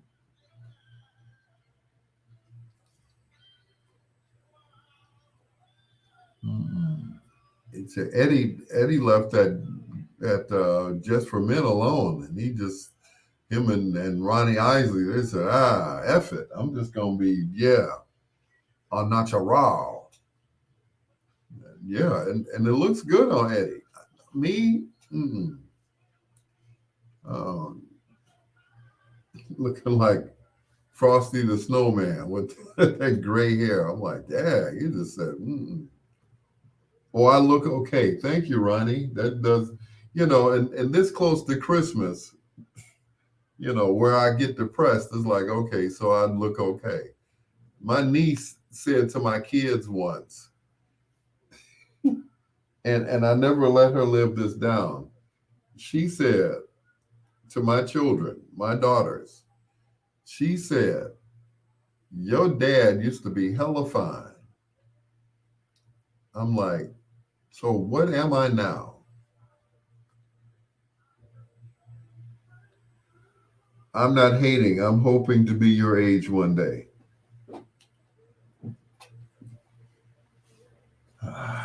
I think I need a drink. Well, thanks, Kanisha. No more for you.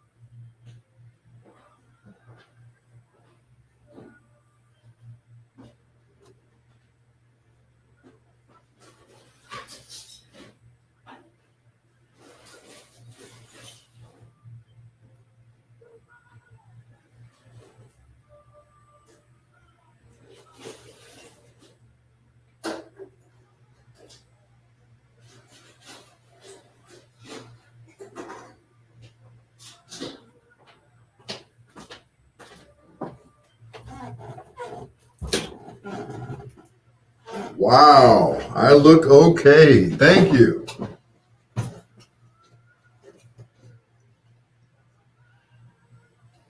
I know, right, Ronnie? I hope to be your age one day. Woo-hoo. Yeah. Okay.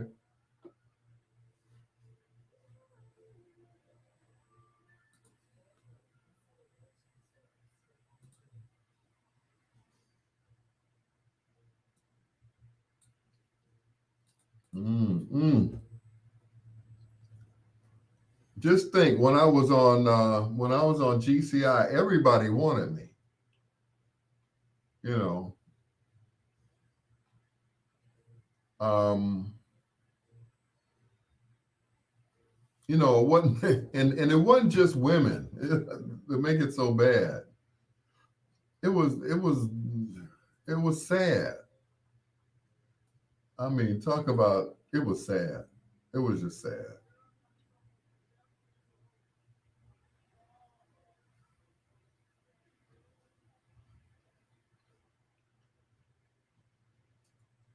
I'm not cracking jokes. Never talk bad about you. Yeah, right. Here comes Troy. When Al was at GCI, his broadcast was interrupted by FDR's speech about Pearl Harbor. Yeah, that's how old I am. Yeah, okay.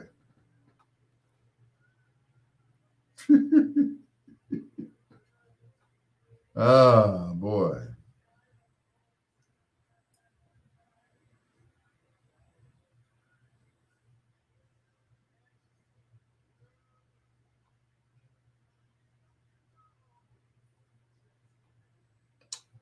Yep. As if I weren't feeling bad enough, Troy. Yeah. Thank you, Troy. I feel much better now. Yeah.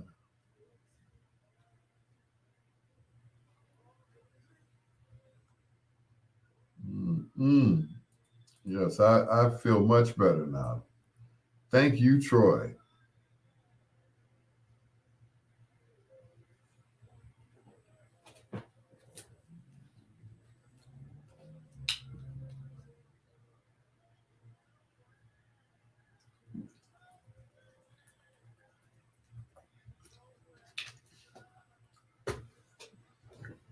So I was at Walgreens the other night, right? They don't sell alcohol after midnight. You have to come back at 8 o'clock in the morning to purchase alcohol. I was going to get a 12 pack of Modelo. He said, "Oh, sir, I can't sell that to you." I'm like, "Well, why? Oh, we can't sell alcohol after 12 o'clock. You'll have to come back." I'm so sorry.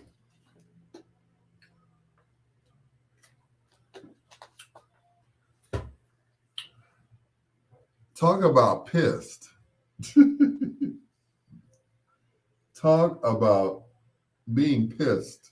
I was like, okay, I have no alcohol in my house. None. When I first got here, I had, a housewarming. So I had beer, I had wine, I had tequila. Now I have empty bottles. I have nothing.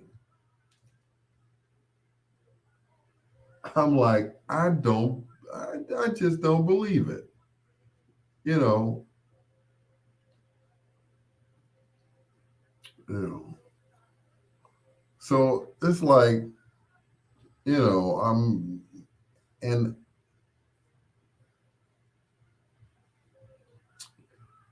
I wanted to get some alcohol on Sunday when I was coming home from church, but then my van started doing a crazy thing, right? I said, okay, never mind. You know, instead, I stopped and got some transmission fluid. I figured that was more important than to get alcohol. It was more important to get home and go to work than it was to drink alcohol and oversleep and not go to work. So,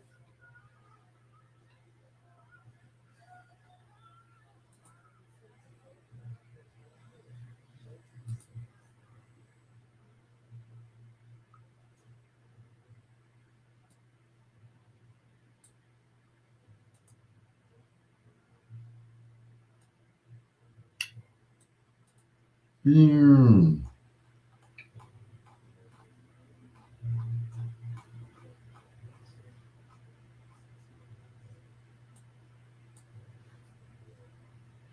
What you said, Benny's for me.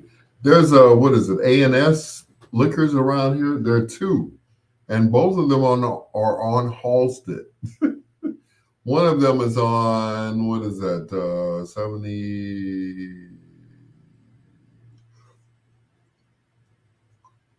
74th, 75th in Halsted. The other one is on 63rd in Halsted, next to the dollar store, the Family Dollar or the dollar store. And I didn't think to go ahead and get me some liquor. I have no liquor here. Benny's, I would come out with a shopping cart full of liquor at Benny's because it's like a shopping center with liquor in it. It's like you go to Aldi's, it's like food. You go to Benny's, it's like, let's see, is the wine here? Is the wine aisle? The beer coolers, it's like it's like a shopping center with with liquor in it, and they got cigars. I'm like, wow, this is wonderful. I keep at least 2 bottles of wine in the house and or a 6 pack of beer. And that's just it. I have nothing. I have nothing. Try their peach wine. Okay, cool. I have nothing. I have no liquor here at the house, period. And, I had like the little bottles of the Behringer wine. I think that's the name of it.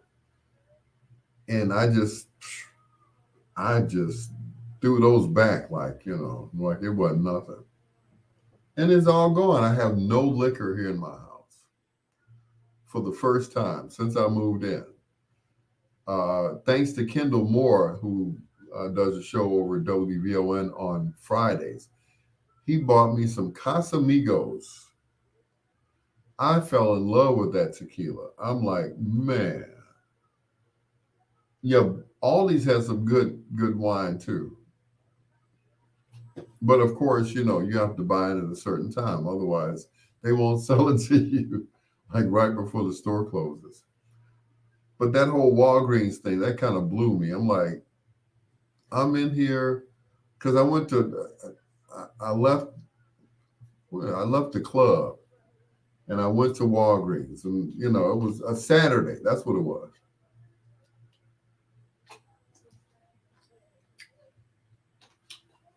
Saturday night, Sunday morning, and they would not sell me any alcohol. I was pissed. I have nothing to get smashed. Nothing.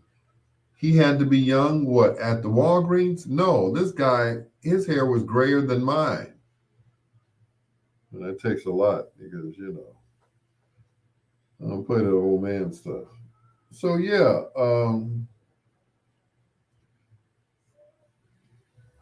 they told me I had to come back. Nellie keeps telling me that I have some more carrots, have more carrots than Aldi, but I never shopped there. Ha ha ha ha. No, the guy wasn't young at all. And I think he was the manager of the Walgreens on 75th and State Street.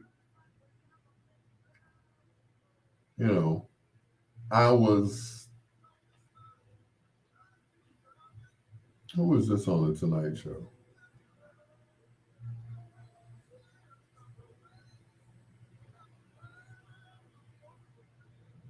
I was pissed.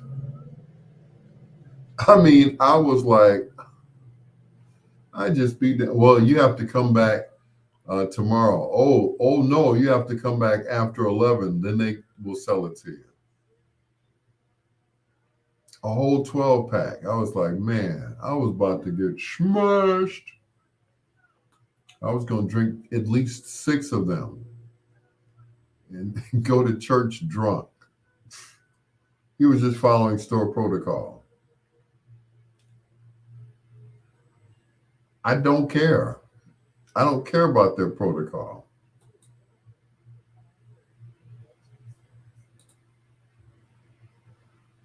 I just don't.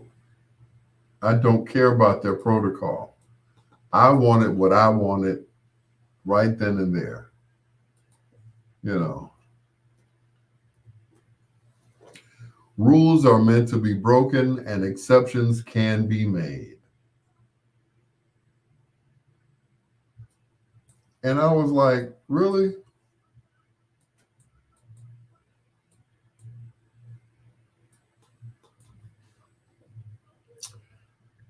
I was pissed. I'm like, really? You're not gonna sell me? Well, if the liquor's not for sale after a certain time, then fence it off. Like certain Walgreens you go in, you can't even go in the liquor department.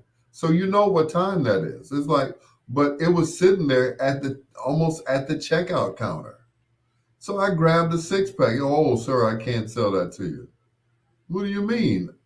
I'm older enough to buy this. You can't. What? Oh, we can't sell liquor after 12 o'clock. You have to come back in the morning. You think I'm coming back to 75th and State Street in the morning to buy a 12 pack of Modelo, and there's a liquor store near me on 63rd and Halsted, 64th and Halsted? Is you a fool? Obviously, you are a fool, sir. You got me mixed up. I'm not Ramoski Love or Crazy Howard McGee, but you know, I I should. I use them as an example all the time because they get all the perks. And I'm like, you can't sell me this liquor. You know, I don't get it. I bet you if Joe Soto walk in there and buy a 6 pack, y'all will sell it to him. But me, oh, you know, that's like the night that I went to this club. It was the night after the Shylights concert out in Country Club Hills, and they had a little after party for the concert for Marshall Thompson of the Shylights. And, I came in there, it's like, Al Greer, And the guy said, I don't know who you are. I'm like, and that's when my ego kicked in. I was like, well, obviously you didn't grow up here listening to radio, huh? So you have no idea. You've never heard of me. You've never heard of me. So they let us in anyway. They let me in. They let the other people in. And later on, he comes to the bar, right? And so now, I either he asked somebody who I was, or he knew who I was. He was just trying to be an ass. Can't say the two words together. Yeah, that Al Greer over there, Mr. Whispers in the Dark. I'm like, you know who I am. So why are you punking me like I'm Willie Lump Lump or something? I got pictures of Lori Lightfoot picking up her own 24 cases. Well, she's the mayor. And she said it on VON the other day. She said, "I'm not a candidate. I am the mayor." I was like, "Oh, go ahead, girl. You better tell him, Auntie Lori." She said, "I am not a candidate. I am the mayor. You better recognize." See, that's what I'm talking about. But see, when I get on my high horse, people, they get pissed. They truly, and they get pissed. You know, why should we kiss your ass because you're a celebrity? It's like because you kiss everybody else's ass who's a celebrity. I want the same treatment. That's it. Like, really? It's not just you. It goes for anybody who's trying to buy liquor after 12. I want to believe that, Kenesha. I really do. I really want to believe that. That it was just they were following protocol. They were following the rules. I mean, it wasn't like I was dressed like a bum. See, ninjas come in all the time and they buy that Bud Ice, which is the nastiest beer that Budweiser ever made. And they come in there and buy them any time of the night. They do. The single cans too, and they sell them to these drunks. And I come in here with a 3-piece suit on and I can't get no beer? Really? I don't want to hear that protocol after liquor, after 12 o'clock stuff. My thing is, if it ain't for sale, lock it up. Put a gate around it. Put a fence around it. Show me a sign that says we don't we don't serve liquor. Or we don't sell liquor after 12 o'clock. It was not posted, so you can't tell me that it's just not you. It's it's the rules. I'm like, well, where are the rules at? Post them. You post the times that this work is open. That's all over the story. Oh, we're open 24 hours. Okay, well, sell me some liquor 24 hours then. The pharmacy is closed at a certain time. Okay, I don't need no drugs. I need some alcohol. That's just it. I need some alcohol. But don't give me that, that goes for anybody who's trying to buy liquor after 12 o'clock. Rules are meant to be broken. Make an exception or something. I'm like, damn, I've been doing radio for 40 years. Y'all didn't catch my voice or something? Oh, that's Al Greer. Oh, go ahead. It's a six-pack. It's $12. That's bull. You can't tell me that. That is some bull. You can't sell me a 12-pack of beer after a certain time. And it's displayed. It's got a big sale sign. $12. Okay, cool. I'm like, cool. That ought to last me for, at least until Christmas. Mm-mm. But let bang, bang, bang, ski, ski, ski come up in there. Please. Oh, welcome to our store, sir. What would you like? Liquor? Okay.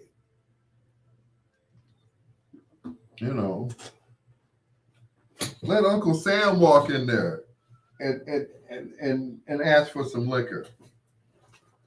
Hey, let's go to work. Mr. Chapman, right here. What would you like? Give me one of each. Oh, okay. All right, Mr. Chapman. Don't get upset with me. I didn't make the rules. Once again, the rules are made to be broken, bent, modified, whatever. But the fact that it was me, I don't want to hear that. I don't believe that.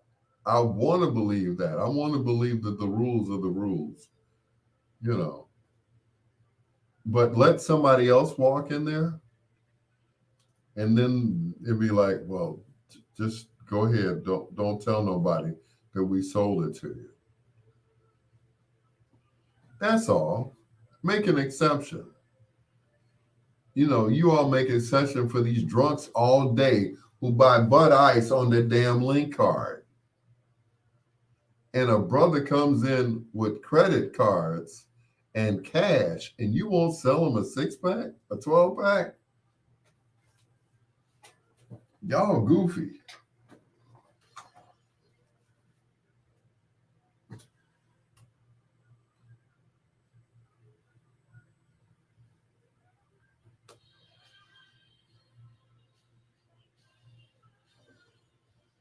Mm-hmm.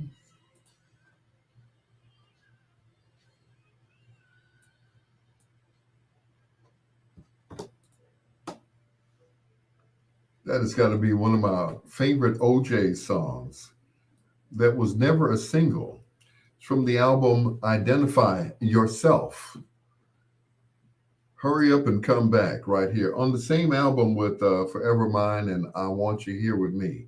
But it's like it starts off side 2, or the B side of the album. Hurry Up and Come Back. Love that song. It's your peanut butter brother, Dr. Al Greer. This is Bedtime Stories, the show designed with the lovers in mind, where we put you to bed, but never to sleep, with the greatest love songs of all time. Kanisha Fox wants to know, can you actually buy liquor with your link card? I've seen it done. I used to work for Jewel when I was a kid. And these people were put back then. They didn't have the link card. They had the food stamps, and they come in and buy this Bud Ice. I'm like, the regular Bud is like the nastiest beer ever made. It has got the highest content of alcohol. I'm about to tear my mic stand up talking about this alcohol. It's got the highest content of alcohol in it. Budweiser. I mean, it just tastes like alcohol with suds. It's just straight up 80% suds. I'm like, ugh. And y'all drink this stuff? But then again, I used to drink Miller Lite. I'm sorry, Miller Genuine Draft, which Chef Greg, he swears by it. He loves it. MGD, Mr. Greg Dorsey. I'm like, did you ever try, Corona or Modelo or, Stella? He's like, no, just give me some. And I used to drink them too. I used to drink them myself when I was working at the Sexy Sex Lounge on 66 and Western. I would have a whole six pack up there by the end of the night. I would have consumed like at least six beers and paid for none. But that was back in the day when people really liked me and used to fix my plate and stuff. But Bud Ice, I'm sorry, Budweiser. That's the nastiest beer ever. Bud Ice, Bud Light, and yeah, that what is that? 211. Kanisha said that's crack in a can. It certainly is. It's just alcohol with suds.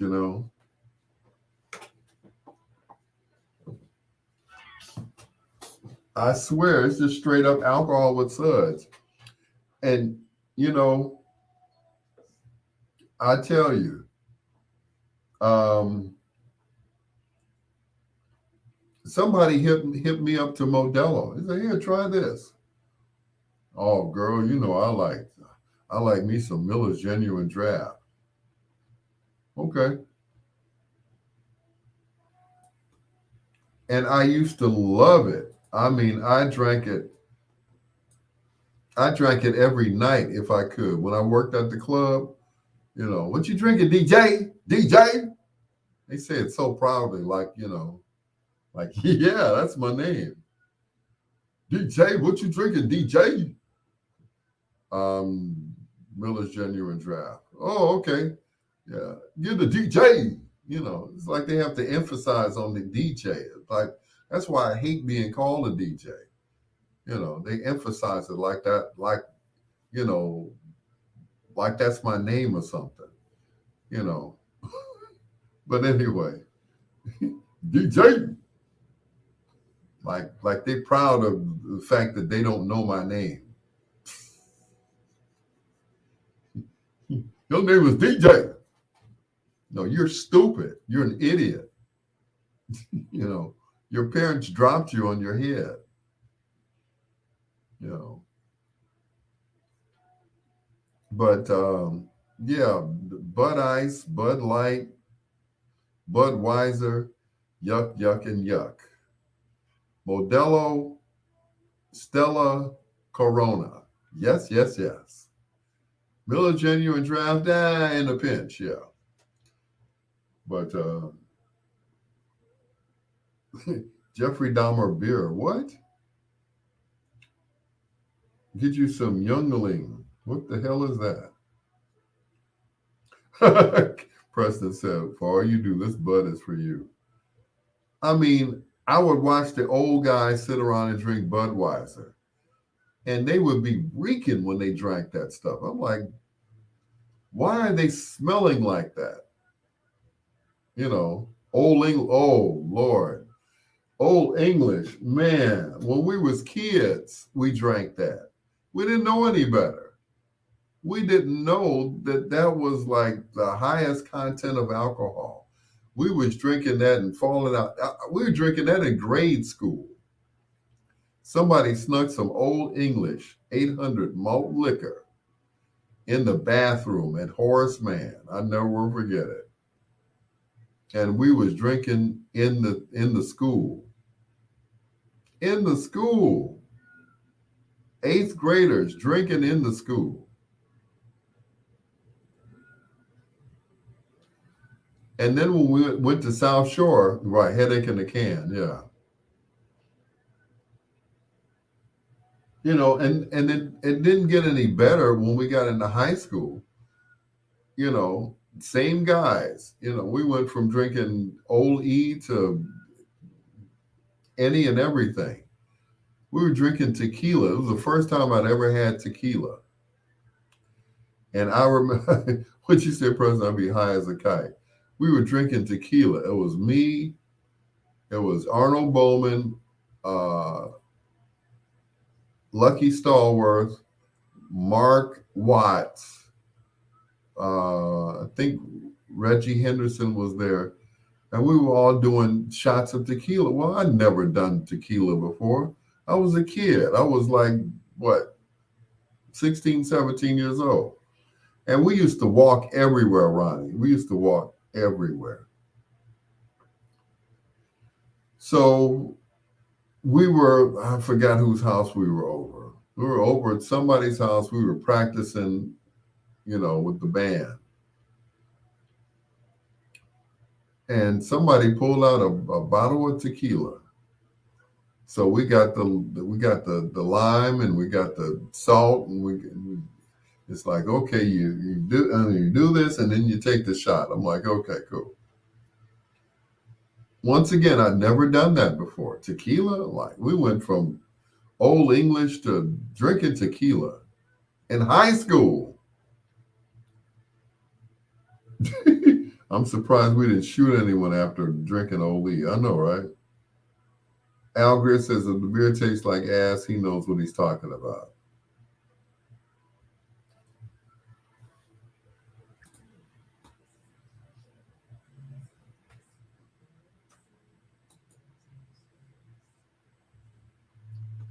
I mean, we were just alkies.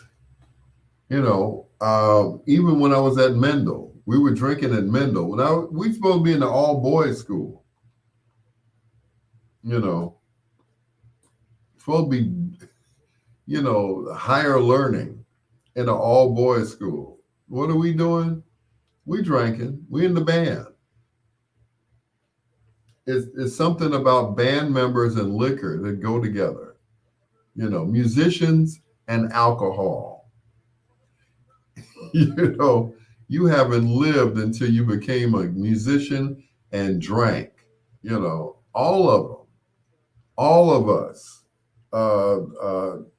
Thomas Griffin, all of them. What was Kevin's last name? But we all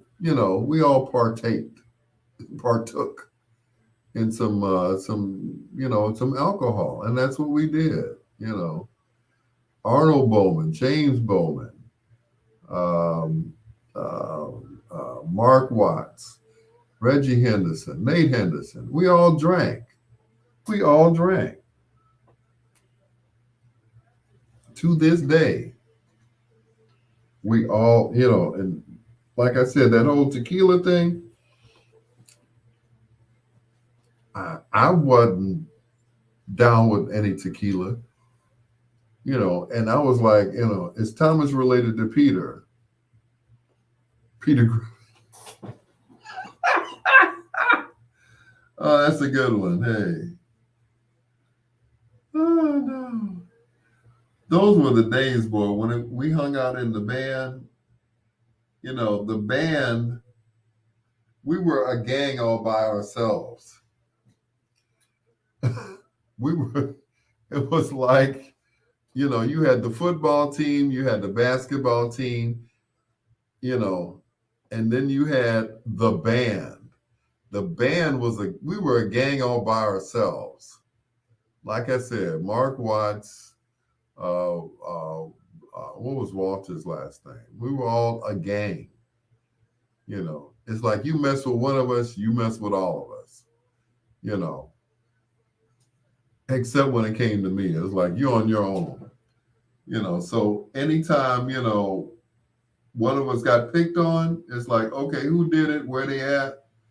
You know, and we would all pretty much take care of each other. We were in that group. We were the gang. Like Cool in the Gang. We were the band in the gang, and we one of us get picked on, and everybody jumped in to it. We had fights with every club, team, you name it. We put them horns in the cases or on the stands, and we go running out the band room. Who, what, who? hmm We were our own gang, and for a while, I thought we were all, we were all pretty cool, until one of us got sick. One of us had contracted chicken pox. Now, when you get a childhood disease when you're a child, then it's a different story. It's like, okay, you sit at home, you got the measles, the mumps, the chicken pox, and you sit at home for a week and then you're straight, right? I got the chicken pox at 16 years old. So I was out for about a week, I think, if I remember. So I was dating this girl named Ernestine. I'll never forget it. And I got back to school, and Ernestine and Lucky had gotten together. Lucky, aka Isaac Stallworth, may he rest in peace. So he started dating my girl while I was gone. While I was sitting at home trying not to scratch my face or my body or anything else on me. And he just took my girl. So I got back to school and I confronted him about it. I said, yo, Lucky, what's up, man? You know, and Lucky couldn't look me in my face.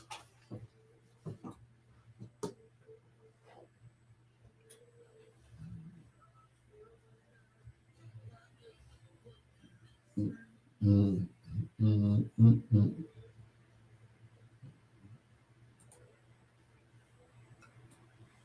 That right there, that's my karaoke song. Whenever, I go karaokeing, I always sing that song. And I always get free drinks too. I'm looking for a karaoke bar right now so I can go out and get some tequila. But anyway, it's your peanut butter brother, Dr. Al Greer. This is Bedtime Stories. I was talking about when we were in the band back in high school. We were our own group. We were our own gang. you know, we played instruments. We played beautifully. We were just, you know, but when it came down to one of us getting our butts whooped, everybody jumped into it. Everybody. It was like, you're not gonna dump on him. But when it came down to women, it was a different story. Like I was saying off the air, I got the chicken pox when I was like 16 years old. So I had to sit at home. I had a high fever and everything. I was just covered with scabs and everything. So I had to take a week off school. So I had a girlfriend at the time named Ernestine, what they call her Cece. And Lucky took my girl while I was sitting at home scratching. When I got back to school, I said, man, what what's up, man? And he couldn't look at me. He was like, man, you know how it is. No, I don't know how it is. But then a few years later, I came across Cece. And she said, this Cece, you don't remember me. Like, what happened to your voice? In the words of Whitney Houston, crack is whack. Crack is whack.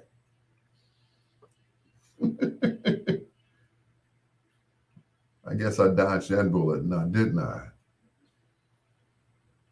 It's Phyllis Hyman, living all alone.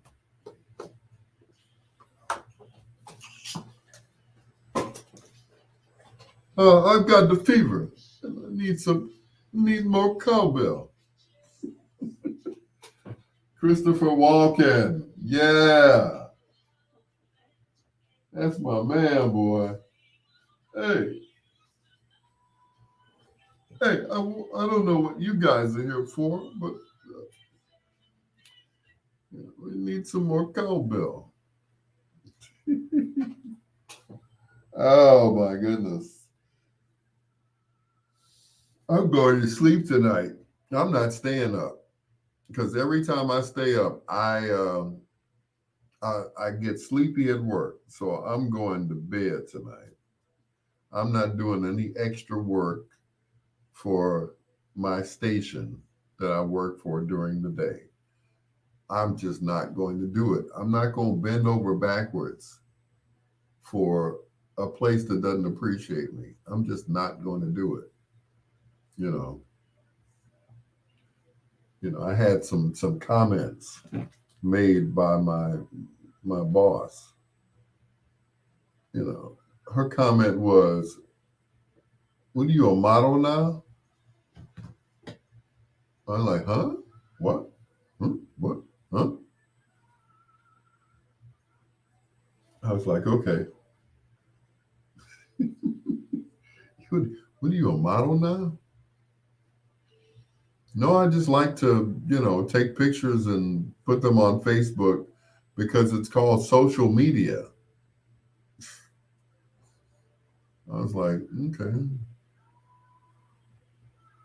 Why don't you put some pictures on Facebook, huh? Okay. But I was almost insulted. Almost insulted. But I had to consider the source. I'm like, okay,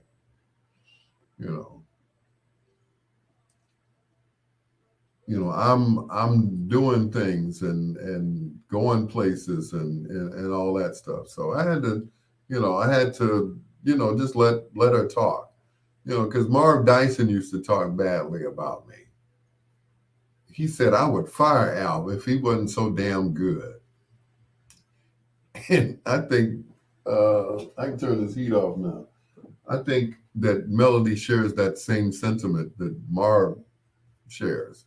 Al, he's good. He's all right. You know. I'm like, okay, am I that bad? Okay, cool. It's just that I don't. I'm just not an ass kisser. I think that's probably been my downfall. I think that's been my downfall. And why my career, didn't skyrocket like it should have. And I think that has a lot to do with it because I refuse to conform, I guess. But I remember a few years ago, I was doing, I was on GCI, and my boss said, "Hey, why don't we want you to go to V103?" I said, "Oh, cool." So I'll be doing, Quiet Storm on V103. I go from Whispers in the Dark to doing Quiet Storm, 7 to midnight, and I get off and have the rest of the night or day or whatever to myself, right? Instead of that 10 to 2 slot. I was like, okay. He said, no, I want you to do the Stepper show on Saturday night. I said, huh? He said, yeah, we want you to host the Saturday night Steppers party. I was like, huh? Like, you're serious, aren't you? You know, at first I thought it was a joke. I'm like, you want me to come off 5 days a week and do 1 day a week and do this show? And I'm like riding high. I'm like number one in my time slot. And you want to put me on V103, the old folks home for radio personalities, and put me on the Stepper show? I was like, I don't think I can do that, boss. I just really, I thought long and hard about it. You know, I just, it was like, it was like a slap in the face, a punch in the gut, a kick in the ding ding. And you know what they say, hindsight is 2020. He said, well, you'll get a chance to fill in on the afternoon show. I was like, fill in on the afternoon show? Why would I want to do that? So for a long time, I was just angry. I was just totally angry at Elroy Smith. And I had to take a back. I had to say,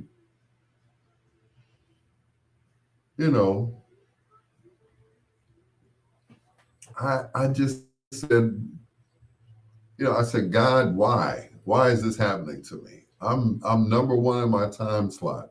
I'm making more money than I've ever made in radio. I'm at the pinnacle of my career. I'm at the top. I finally climbed the mountaintop like Martin Luther King. I may not get there with you, but I know tonight that we as a people will get to the promised land. I had reached the promised land. And it was like, we want you to do the Stepper show on Saturday, 1 day a week. And then you fill in for other people. I'm like, I'm like, I'm sorry, Howie, deal or no deal? No deal. And like I said, I was mad at him for a whole year. When are you playing Gary Glitter? That's coming up.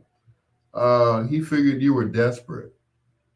And I was like, again, I'm like, why is he doing this to me? What did I do wrong? He did that to bring back Beyonce Fox, who had gone to Las Vegas to do radio. Of course, it didn't work out. She was unhappy. She called Elroy. Elroy was like, well, we don't have any slots for you. Oh, yes, we do. Because Al's about to leave and go to V103. He doesn't know it yet, but he's about to leave and go to V103. Like I said, the old folks home for radio personalities. I was like, I can't do that, boss. So, I declined the offer. Now, how many people, it's like hindsight is 2020. Should I have taken it? Probably, maybe. Would it have furthered my career? Maybe not. But I knew in my heart of hearts that there was something else. There was something better for me.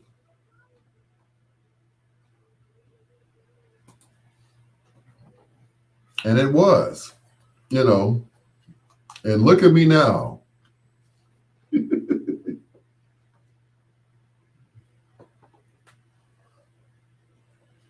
Lakeside and say yes right here on Bedtime Stories. It's your peanut butter brother, Dr. Al Greer. It is almost time to get out of here. I got a whole another song to play, and then I'm out of here. Troy is like, when are you gonna play Gary Glitter? I'm like, I tell you, he is just. You missed your calling. You should be on stage somewhere. Yeah, kind of like that scene in the Blues Brothers where they're throwing tomatoes and stuff at the barbed wire. Yeah, that should be you right there. Stand by your man while they're throwing stuff at you. Here's my last song of the evening from the Isley Brothers. I once had your love, and now I just can't let go. It's your peanut butter brother, Dr. Al Greer.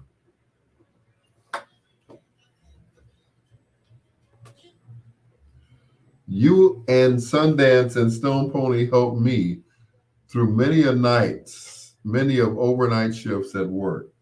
Thank you. Thank you, Ken. I thought, once again, I thought I was doing a great job. I thought I was doing an excellent job. But Beyonce Fox wanted to come back to Chicago. So therefore, they had to make room for her. So I was yeah. I guess I was the scapegoat. Like I was they had to make a sacrifice. So I was the sacrifice.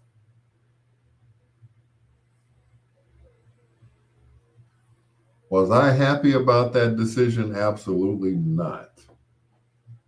I thought it was, once again, I thought my boss was out of his mind.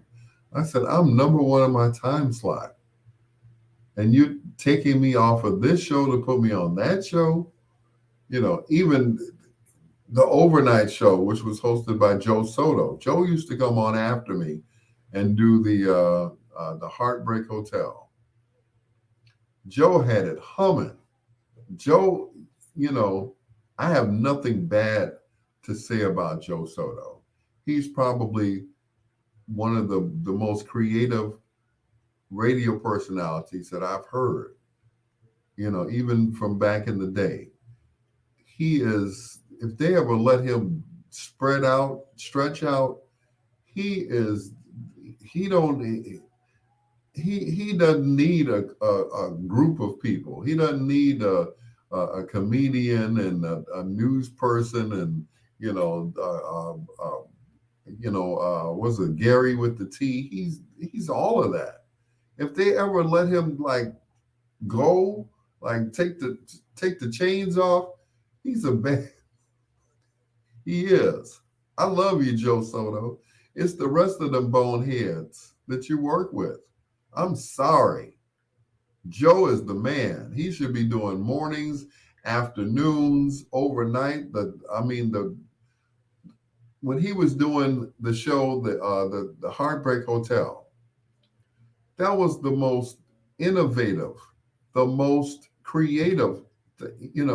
What floor you want to be on? Okay, we're putting you in the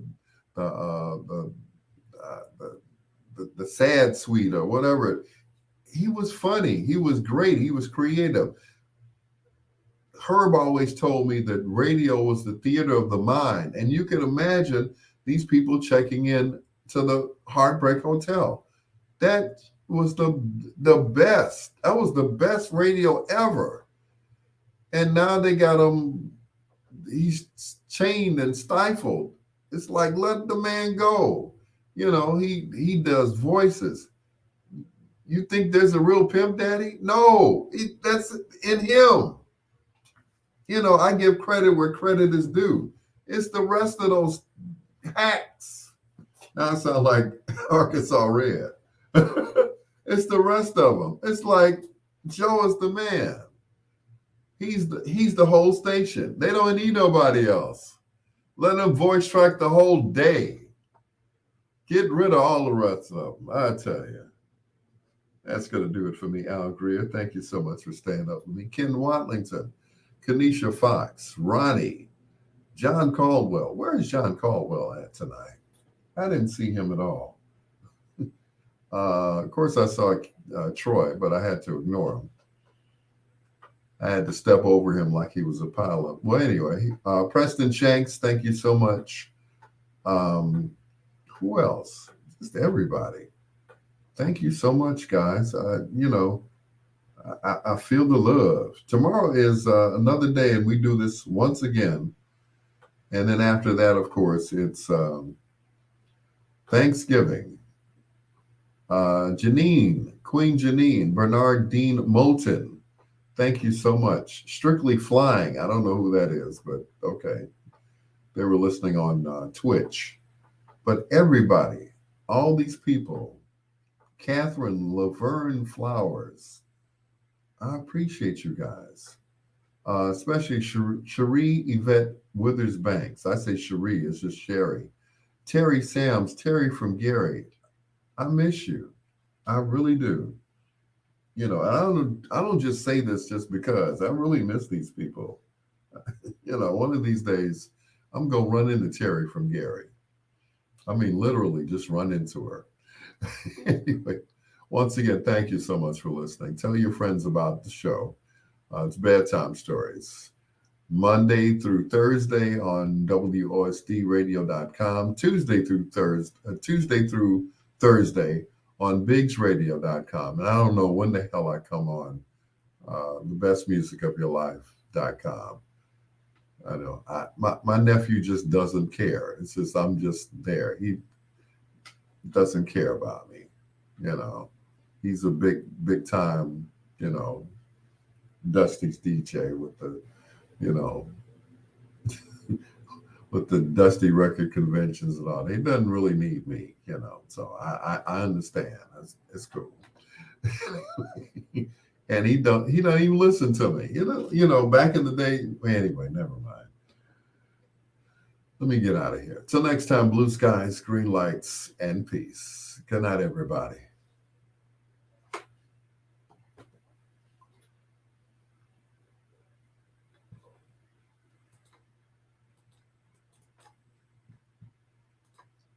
All righty then. Thank you so much, guys.